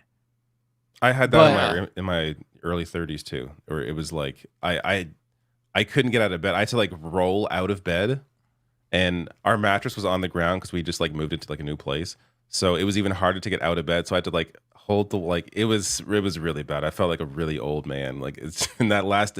I had to go to like what is it called, like acupuncture almost, like this like back specialist. He did like a bunch of shit on me. It took like a month for me to really get like properly back to like a perfect back again, and then I heard it again at some point, but it was never that bad. But now, actually, this week, the first time, get ready, guys, this is coming. My knee. I woke up and I stood up. I'm like, what the hell? Like my knee was like hurting, and I just figured it was like a weird cramp. For like, it just got better today. This happened on I think Thursday, like Thursday morning. I woke up like this. I must have like twisted my knee while sleeping, but it was bad. Like I was like hobbling around the house for like 3 days, or 4 or 5 days. So I hope that's not going to be a regular thing. I hope that's just like a one-off. But it was weird to have my knee start to go. You know we're getting old. We're all talking about medical problems. Damn. Yeah, and the Zoomers are going to start tuning out. Yeah, Lance, do you have anything to share about your back or your neck? Look at I should say your neck and your back in that order.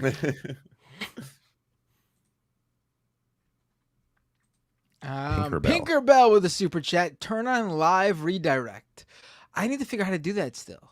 The YouTube version of rating. So, yeah, you can. I'm not sure if we could do it through StreamYard because it's turned on in the back end for me, but it's people can direct their streams to mine. You can only direct yours to theirs if you set the stream or schedule the stream within YouTube. Because we do it through StreamYard, I'm not sure if there's a way to go in and edit it. No, I see you can do it. If you go to the specific live stream studio page where it shows like the analytics and the chats and everything. And click edit, and then go to customization, and then scroll down to redirect. There's an ad button, and you can add a video.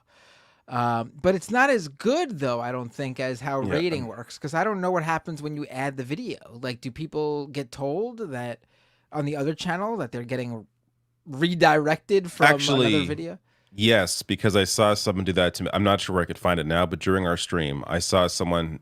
I'm like, what is? Like, the first time I saw it, was a banner that came up in the chat. And it said that some stream had redirected to mine, but I'm not sure. Who's on right now then to redirect, you know? I just checked. I don't know. No one shows up in my feed, so it's a little different than like Twitch. But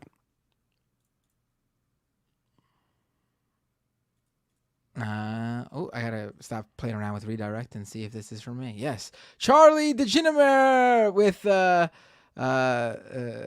bunch of emojis. We got what is that? The salute emoji, the LGBTQ flag, the trans flag, and what is that? A pirate flag? One Piece flag.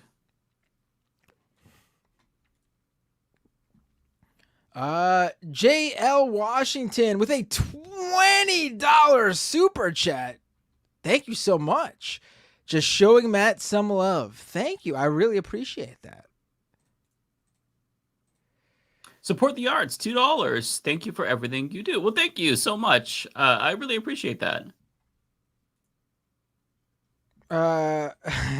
Tunbosen with a super chat. When you get in that high fade, also blue sky, I never get enough. It's not, I think I would look very funny with it. I don't think I could even picture myself. Yeah, it wouldn't suit you unless you had it for like a long time. You'd have to get used to it. But. Yeah, I don't think it would suit me at all. Also blue sky. Yeah, I'm on there. They just opened up for good finally.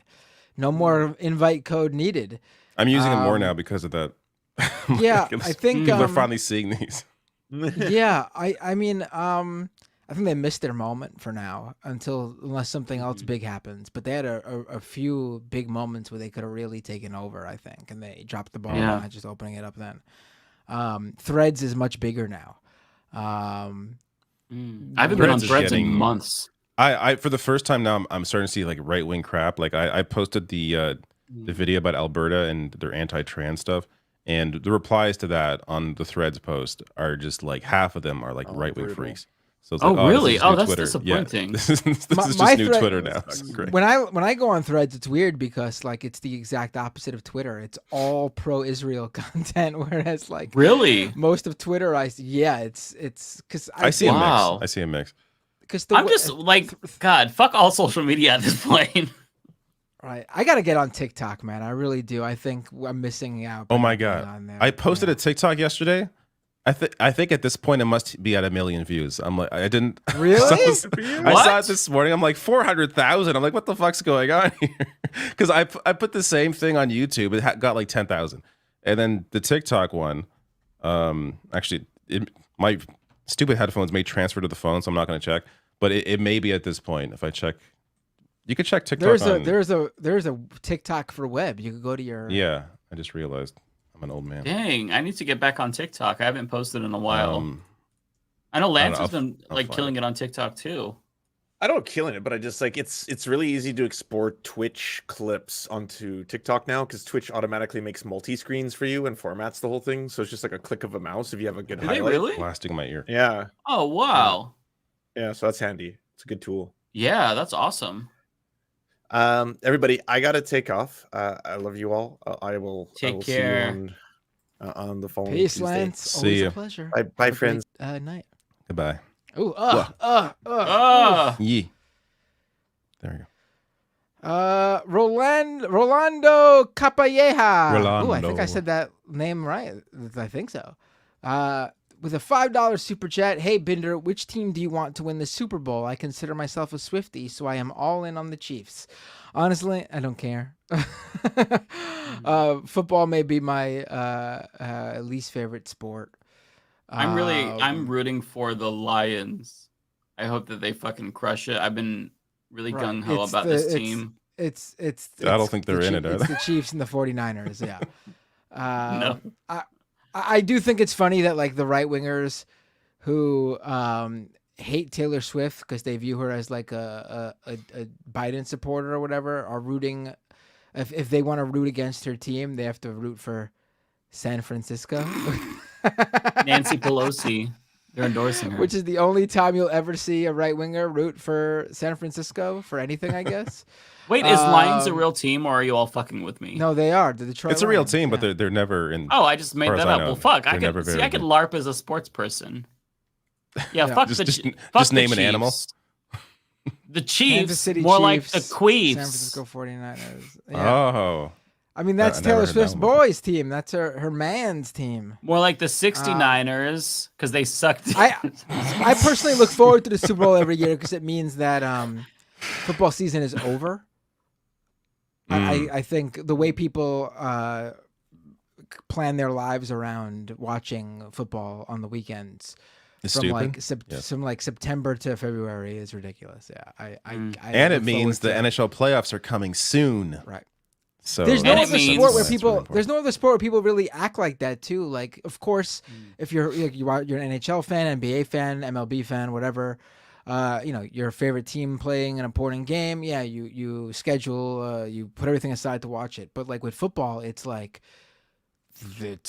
oh, I gotta watch every football game every weekend, and then Monday night football and Thursday night football and whenever else they do football. And I have to watch every game until it's over. I just want to brag. Here it is. I'm at 1.3 mil. Look at that. What? With only 707 followers. Wow. I don't know how this happened, but I may be using TikTok more often. Yeah, I want to see what you said. I need to copy your your fourth style. video. Only your my fourth video. Right. And Damn, third of David. news ones. This is just me turning anime.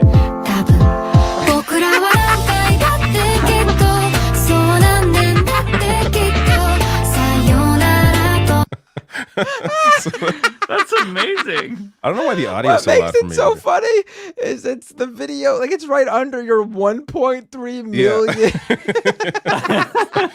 There, I'm going to keep that on because it's just like a stupid thing, and then I love you it. are You're witnessing no selling history. to it. Quote, It's so unquote, we funny. don't have Of to these watch candidates this, is the winner No, I do. of I the wanna watch it. Republican presidential primary in Nevada, defeating real person Nikki Haley with 63.2% of the vote to 30.5%. So what happened here? Well, a new Nevada law requires each party to hold a primary. And of course, the state's Republican Party disagreed. So they've decided to also hold caucuses. But because a candidate can't be in both the primary and the caucus, Nikki Haley decided to be in the primary while Donald Trump decided to be in the caucus, which Trump is expected to win on Thursday with very little competition, receiving all delegates as the party is only choosing to recognize the caucus results because they want to back Trump. So the vast majority of Republican voters are so loyal to Trump that they took valuable time out of their day to go vote for literally no one just to send a message.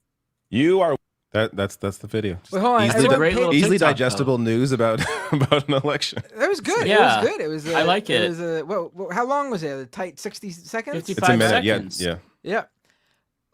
Everyone, was take a awesome, look at how David. many. Wait. Go back to it for a second. Go back to it really quick. Take a look at the likes on it. 72. Oh my god! I just watched the comments. What the hell? 72,000. Hold on, but 72,500 likes on this video. Now go to your main page. Your total profile likes is 79. It makes up like everything but 4,000 likes or something like that. Very bizarre. Well, follow me on TikTok, everybody, because maybe I'll be putting more things on there. Wow, But that's so cool. You At least The other TikTok- video did pretty good too. Like I would view it. I would view Yeah, a I didn't even 71,000 realize- view video as doing Yeah. good too. Yeah. Yeah, I didn't realize this did well too. That was about I think that was about Garth Brooks. Like there was okay. Greg Abbott fell for like fake news about Garth Brooks. But yeah, I'm glad TikTok appreciates me, unlike the YouTube algorithm, which does not, and Facebook, which is Facebook now. You can't even find I think they've done this with all at least independent political channels where unless you go to the actual page. Even if you follow that Facebook page, you will not see it in your feed if it's politics. You have to go to facebook.com/TRN show to see what I'm doing. You should see the views on Facebook from I think the change happened in mid-November. From October to November is just right down. It's insane what they if YouTube did that to me, I'd have to go find a new job because I would not be able to survive. It's crazy what they're doing. So TikTok at least appreciates my work. I appreciate that. Yeah, the TikTok algorithm is much more, I feel like, there because it gives you the chance to actually get seen. Whereas the YouTube algorithm, especially nowadays, if you're just starting out, I mean, God, good luck. It's so oh my god, difficult it's now. really It's hard for us to survive, let alone anyone to start. Oh, it's for me. Jay Cash with a super chat. Is butt cheeks one word, or do you need to spread them apart? That was very clever. That's good. I enjoyed that one. Yeah, that is. Somebody in my chat asked how much money am I going to make off that TikTok? TikTok, I don't know how to. It's not monetized. I'm not sure how to monetize it. You have to be invited to the creator program, which you might be able to apply for after that video. Honestly. Okay, I'll have to look in the app. They take I hear they take a lot more money than YouTube though. When it comes to ad stuff. I mean, it's better than nothing, right? Yeah. We could have all our complaints about YouTube, but YouTube is still the best when it comes to paying creators. It's like I don't even create solo video content, and I realized that because but that Vince McMahon live stream I did with David Bixenspan last week, it has only 12,000 views or something, which is not a lot honestly comparative to most videos. But for some reason the CPM on that video was higher than I thought a wrestling video could get. And I made because not politics. Yeah, well, wrestling isn't really a sought after audience either. To be honest, they're not very. They don't really have money to spend, which means advertisers aren't really gunning for them. It's less. The thing is though, politics is seen as offensive. That's So advertisers run away from it. Got to start my wrestling show. Yeah. I gotta maybe watch some wrestling. We'll just start an alternate to IGN. Video games, wrestling, music. We'll just do our own. We each handle one portion of it. That's not a bad idea. That's what we do. Did you guys see the big news about Disney and Fortnite? Oh, they're engaged. Aren't they in Disney's investing in it or something? Investing in Epic? Disney invested $1.5 billion in Fortnite, and then a video leaked of all these Disney characters in the Fortnite world, and it looks like they're gonna create something new, a new world, how they came out with Lego Fortnite. They're gonna do something specifically with Disney. I wonder if they're gonna hire back all those people they laid off. What was it? 2 months ago. It's funny, yeah. Yeah, But right? what's funny is everyone was talking about the metaverse or whatever, but Fortnite seems to be the closest to actually pulling it off, all these different IPs in one universe. Even I don't play Fortnite the shooting game, the actual Fortnite, but there's 2 new games in there that actually one that I really enjoy, which is the racing one, Rocket Racing. The racing game is good. Yeah. Yeah, it's made by the developers that made Rocket League, which I love Rocket League. So Rocket League is owned by Epic Games too. Yeah, but I feel I get why they launch it within Fortnite because they want to kind of have this hub, but I wish I could just launch Rocket Racing through its own app as opposed to having to go through Fortnite. It would just be quicker, and I wouldn't forget it exists because sometimes I just forget I have that game because it's within Fortnite. But they're definitely making something bigger there for sure. Lost my place here. Narrator with a $10 super chat. Thank you so much, Narrator. General Strike 2028 should be accompanied by a wave of refreshing, true populist candidates up and down the ballot. If you've ever considered politics, consider a run and get involved now. Yeah, I'm throwing my hat in the ring. I am running for president in 2028. And I'm going to be his VP for that. Honestly, I've thought about running for office. The problem is in New York City, in New York in general, it's not as easy as maybe in other states getting into it.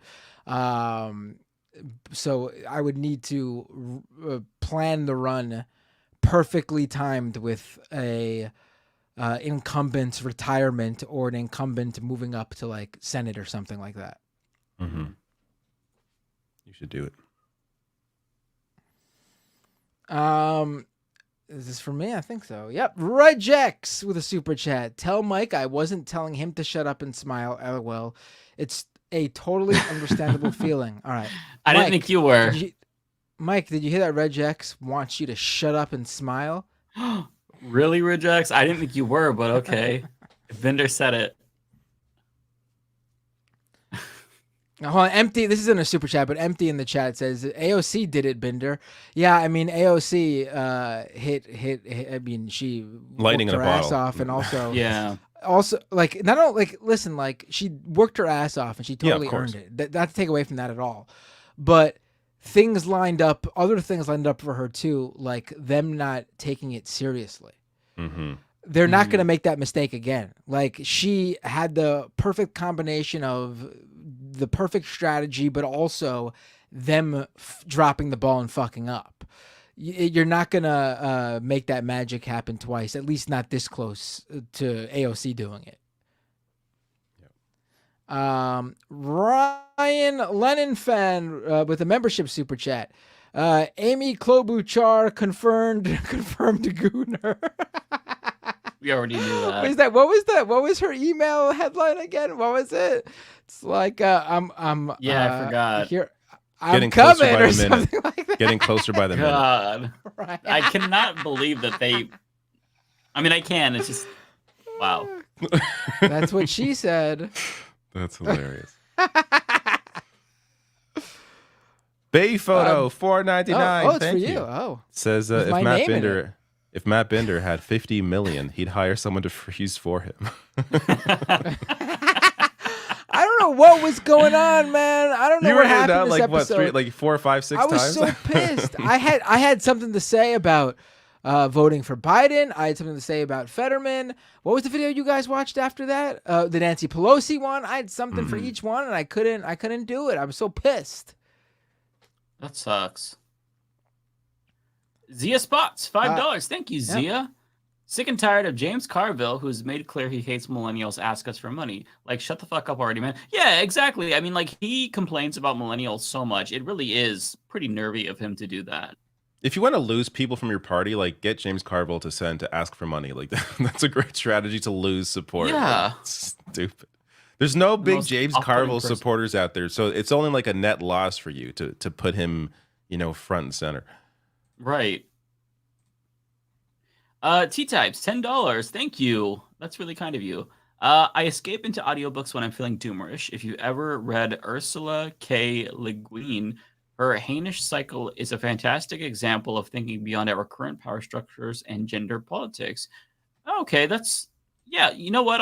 Let me write that down really quickly so I don't forget about it. That actually sounds great. I haven't read political content in a really long time because I'm trying to kind of refresh my mind when I read. Yeah, so my reading is now it consists almost exclusively of fiction. But my reading consists of whatever JRPG I'm playing. I'm reading that counts. That's a lot of reading. And the answer there is Persona 3. Do you like it? Oh yeah, loving it. But there's so much. Like Helldivers 2 came out today too. I'm like, I want to play that too. But it's like I have Tekken 8 and I have Persona 3 and Foam Stars, which is free on PlayStation Plus. It's also pretty good. Tekken 8. Jeez. Tekken 8's really good. Yeah. I'm not usually a fighting game guy, but it's approachable. It's approachable, but the game is also very complicated if you want to get really good. I'm still trying to work my way through Final Fantasy 7 before the new one comes out. Really fun. Yeah. I just played the demo of the new one. Really, really good. Oh, okay. Yeah, it looks a lot better, with the open world and whatnot. So I'm excited. Okay, I think this is for me actually. 0PE $4.99. Thank you. I really enjoyed the Patreon Zoom chat last week, Mike. Even though I fell asleep in chat after 4 hours. Well, I'm glad you enjoyed it. That was really fun. I left. You do it's a 4-hour chat? Oh yeah. So let's see. I left at around 9. We started at 4. And then I think they went until midnight or 1. I can't remember. I just left the computer on because they were still chatting. Yeah, those are really fun. They go really long sometimes. Wow. For me, Werner Rochelle, thank you. Member for 7 months. Money can't buy happiness, but it can make you comfortable while you're miserable. Absolutely. For sure. Which in turn makes you happy. at least a little bit. Bernice Anders with a membership super chat. Imagine if Binder got a low taper fade. I don't even know what is a low taper fade. I don't even know. It's just it's rather than starting up, so starts lower. Looks more like a buzz cut. Yeah, I think it just starts lower. Yeah, it would be it's the opposite of what you would ever get. You're never gonna see. The only time you'll see my hair shorter is when I shave portions of it for a mohawk. Have you done that before? Oh yeah, I've done that recently. I do it almost every summer. Notice. Yeah. Oh, okay. I think that would actually look really cool. I think you don't notice because the middle stays so long, and I just basically put it all to one side that you don't even really. Okay. Man Shovel with a super chat. Favorite wrestling heel? Ooh, that's a rough one. Right now, Rhea Ripley. She's great. Kowalski with a super chat. Farm update. The food supply is fine. Sleep well. Thank you. The bestest leftist, $1.99. This donation is from Mike. Thanks, Matt. Thank you. Calm like a bomb with a super chat. I'll give in to Matt's sorcery this once. What did I do? You mean I convinced you to super chat me? Mm-hmm. Kowalski, $2. Corn price is falling. Oversupply. I farm too hard. Hey, I think that's good, right? Mm-hmm. It's not for me. The bestest leftist with a super chat. This donation's for Dave. Thanks, Mike.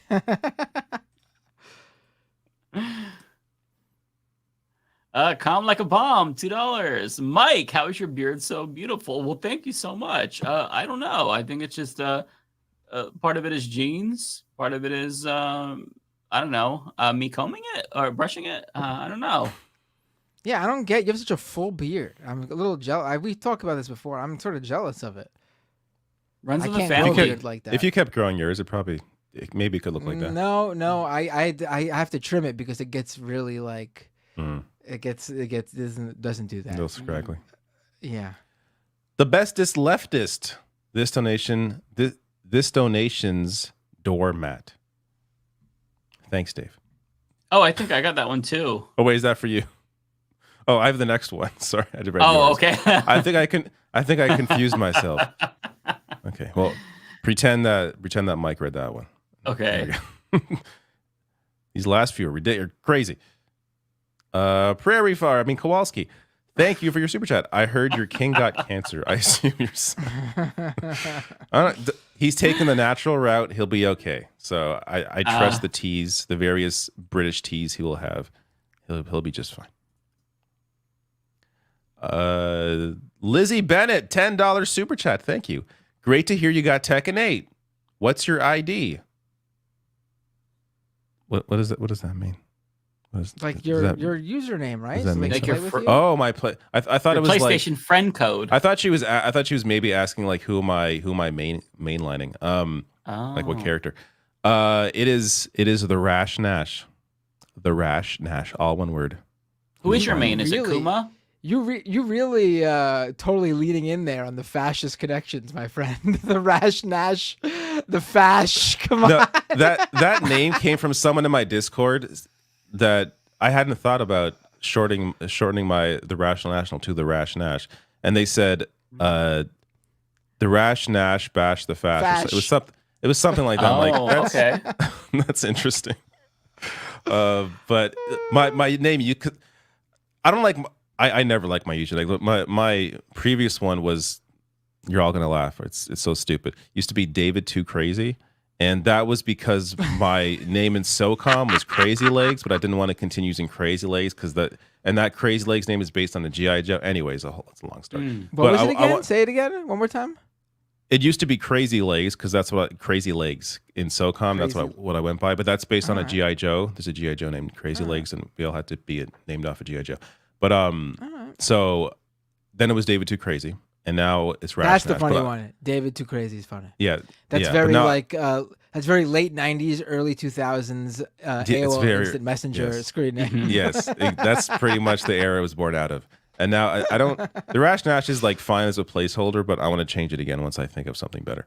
But this is also why I can't get a tattoo, because just like my mind changes too much about things. I've never really solid in my position on anything. But I will. Tekken 8. It's a good game. Oh my god, we're getting a lot more chats now. Cameron Robson with a super chat. Snow is globe. Thank you, Cameron. No idea what that means. Kate Hartley with a super chat. Did you watch Iron Claw yet? No, I have not had a chance to watch it yet. I'm actually shocked that it didn't get a single nomination at the Academy Awards. I thought this was clear Oscar bait. Like, is that the Zac Darren Efron Aronofsky's movie? Yes, yes. That's like the Wrestling Brothers or something. Yeah, that looks Yep, really good. mhm. I haven't seen it yet either. It's you know, the true story is extremely sad. But I heard the movie's good. I don't know what happened to it. It's sort of maybe when it got released, I have no idea. The Wrestler got tons of nominations, and I believe won. I forgot which award specifically, but I'm pretty sure it won numerous awards. So I was surprised to see this one fail to even get a single nomination. Danny Mann, thank you for the super chat. Are there any iconic games y'all haven't played? To be honest, I'm 32, but I've never played any Zelda, Mario, Final Fantasy, or Metal Gear games. Oh my god, you got to get on that. The Mario one is crazy. I can see how have you maybe- never played a Mario game? Like what? I could see like Final Fantasy and Zelda are very specific genre games. Maybe you're not into those types. It depends of games, how into Right. games you are, I guess. Right. But Mario, I've never played Metal Gear. Mario games span so many genres. That means you never played Mario Kart. You never played Mario Party. You never played Mario RPG. You never played they the original have to mean Mario. just the mainline Mario games, but even that is hard to believe. I love how you can tell Matt's from New York just based on how he pronounces Mario. Yeah, it's Mario, Mario. yeah, No one Mario. I don't know what's It's Mario. Mario. It's It's Mario. Mario. It's how It's how me, the person, Mario, okay? It's how the It's a person wants me. to be pronounced, and Mario wants to go by Mario. He doesn't want to go by Mario. That's the it's when a Canadian says a boot. Peach or, calls you know him, they're Canadian. Dear and then Mario. when somebody Dear says Mario. But to answer the question, so there are many games that I haven't finished. Like I never finished Metal Gear 1 or 2 or 3. The only Metal Gear game I finished is 4. But I also Kojima is like I appreciate Kojima when it comes to like atmosphere and tone and storytelling and music. His games don't always really hit for me. Like just the way they play. So Zone of the Enders 2 is maybe the only Kojima game where I'm like that this is fun. But I mean, name like big 90s PC games and all of those, because I was never into the PC. Yeah, same. I've always been a console gamer, so like any sort of like adventure game or like Theme like Park. That was a point great and click game. kind of Theme game. Park. I played so much Theme Park. Actually, well, Warcraft, Roller Coaster Tycoon Warcraft is probably 3. the only PC game I really got into. Warcraft 3 But, was my obsession. I played that more than any console game. There's one I 3 have was not. So good. Actually, I'm Have wearing. you ever played Okami, I'm wearing David? a World of Warcraft sweater right now. Look at that. Oh, that's cool. My Did brother's. you play World of Warcraft? No, my brother did. This is his sweater. Oh, I was never into World of Warcraft, but Warcraft 3 was. In fact, I hate World of Warcraft because it got so popular that like Blizzard was like, well, we're never gonna make a fucking RTS Warcraft game again. I know, which is, they should probably, I don't know, Give me a new Warcraft StarCraft, new 4, damn Warcraft. it. I'm sure it would Yeah. hit. David, have you ever played Okami? I feel like that's a game you would like. Yeah, great game. That one's fun, right? Yeah. Mhm. If you like Zelda, everyone play Okami. That one's really good. I've been wanting to replay that. I'm sure there are like, I didn't really get into JRPGs till I played Persona 5, and then I realized I actually really enjoy JRPGs. So I've gone back and tried to play a lot of them. Of course, a lot of them are very long. I have not finished a lot of them, but They're very so story-driven. I'm sure there's many under that genre that I haven't. Yeah. Jay Cass says, "Go to sleep already, Dave. You boomer." Actually, I had coffee at like 7 p.m., which was a bad idea. So I'm doing okay. There's only 3 chats left. I should be able to make it. Sir Tunbosin with a super chat. All this fake crime happening around Times Square, one of the most secured areas in the city. Adam's trying hard to look good. Also, Mike One Piece flag. Oh, we should have watched. We watched it on the Majority Report today. We should have watched that that Sean Hannity segment where the Guardian Angels assaulted someone live on air because they allegedly thought he was a migrant, which is ridiculous too in and of itself. And it turned out the guy was just a Spanish-speaking New Yorker. Oh my God. Yeah. Yeah, it's insane. Your mom, member for 6 months with the membership chat. What the fuck have I been doing here for 6 months? Nah, I love you guys. To another 6 months. I appreciate it, your mom. I always appreciate your mom. I'll tell her. I love your mom. And this is the last one. No, it's not actually. Got one more. Oh, Kowalski right. with the super chat. Oglala Sioux tribe bans. I'm sorry if I messed up the pronunciation too. By the way, bans Governor Noam from reservation. I heard about that. Good. He should be Based. banned Fuck yeah. From more than just the reservation. Yeah. Yeah. And Cameron Robson, which with what I believe is the final super chat of the day. Snow isn't globe. Sorry, I was mistaken. Thank you, Cameron. I can't believe David made it the entire episode. This is a first, I think, right? Or at least first in a while. First in a while, yes. at least. First in a while. I mean, I could have Like gotten first to bed since like earlier, but this it's is episode 60. Like maybe first since like episode 3. no, maybe first since like 55, potentially. Someone just dropped a super chat from one of you. Oh, let me see. Oh, that one is for me. Bad Ash 29, dragging things out just a bit longer.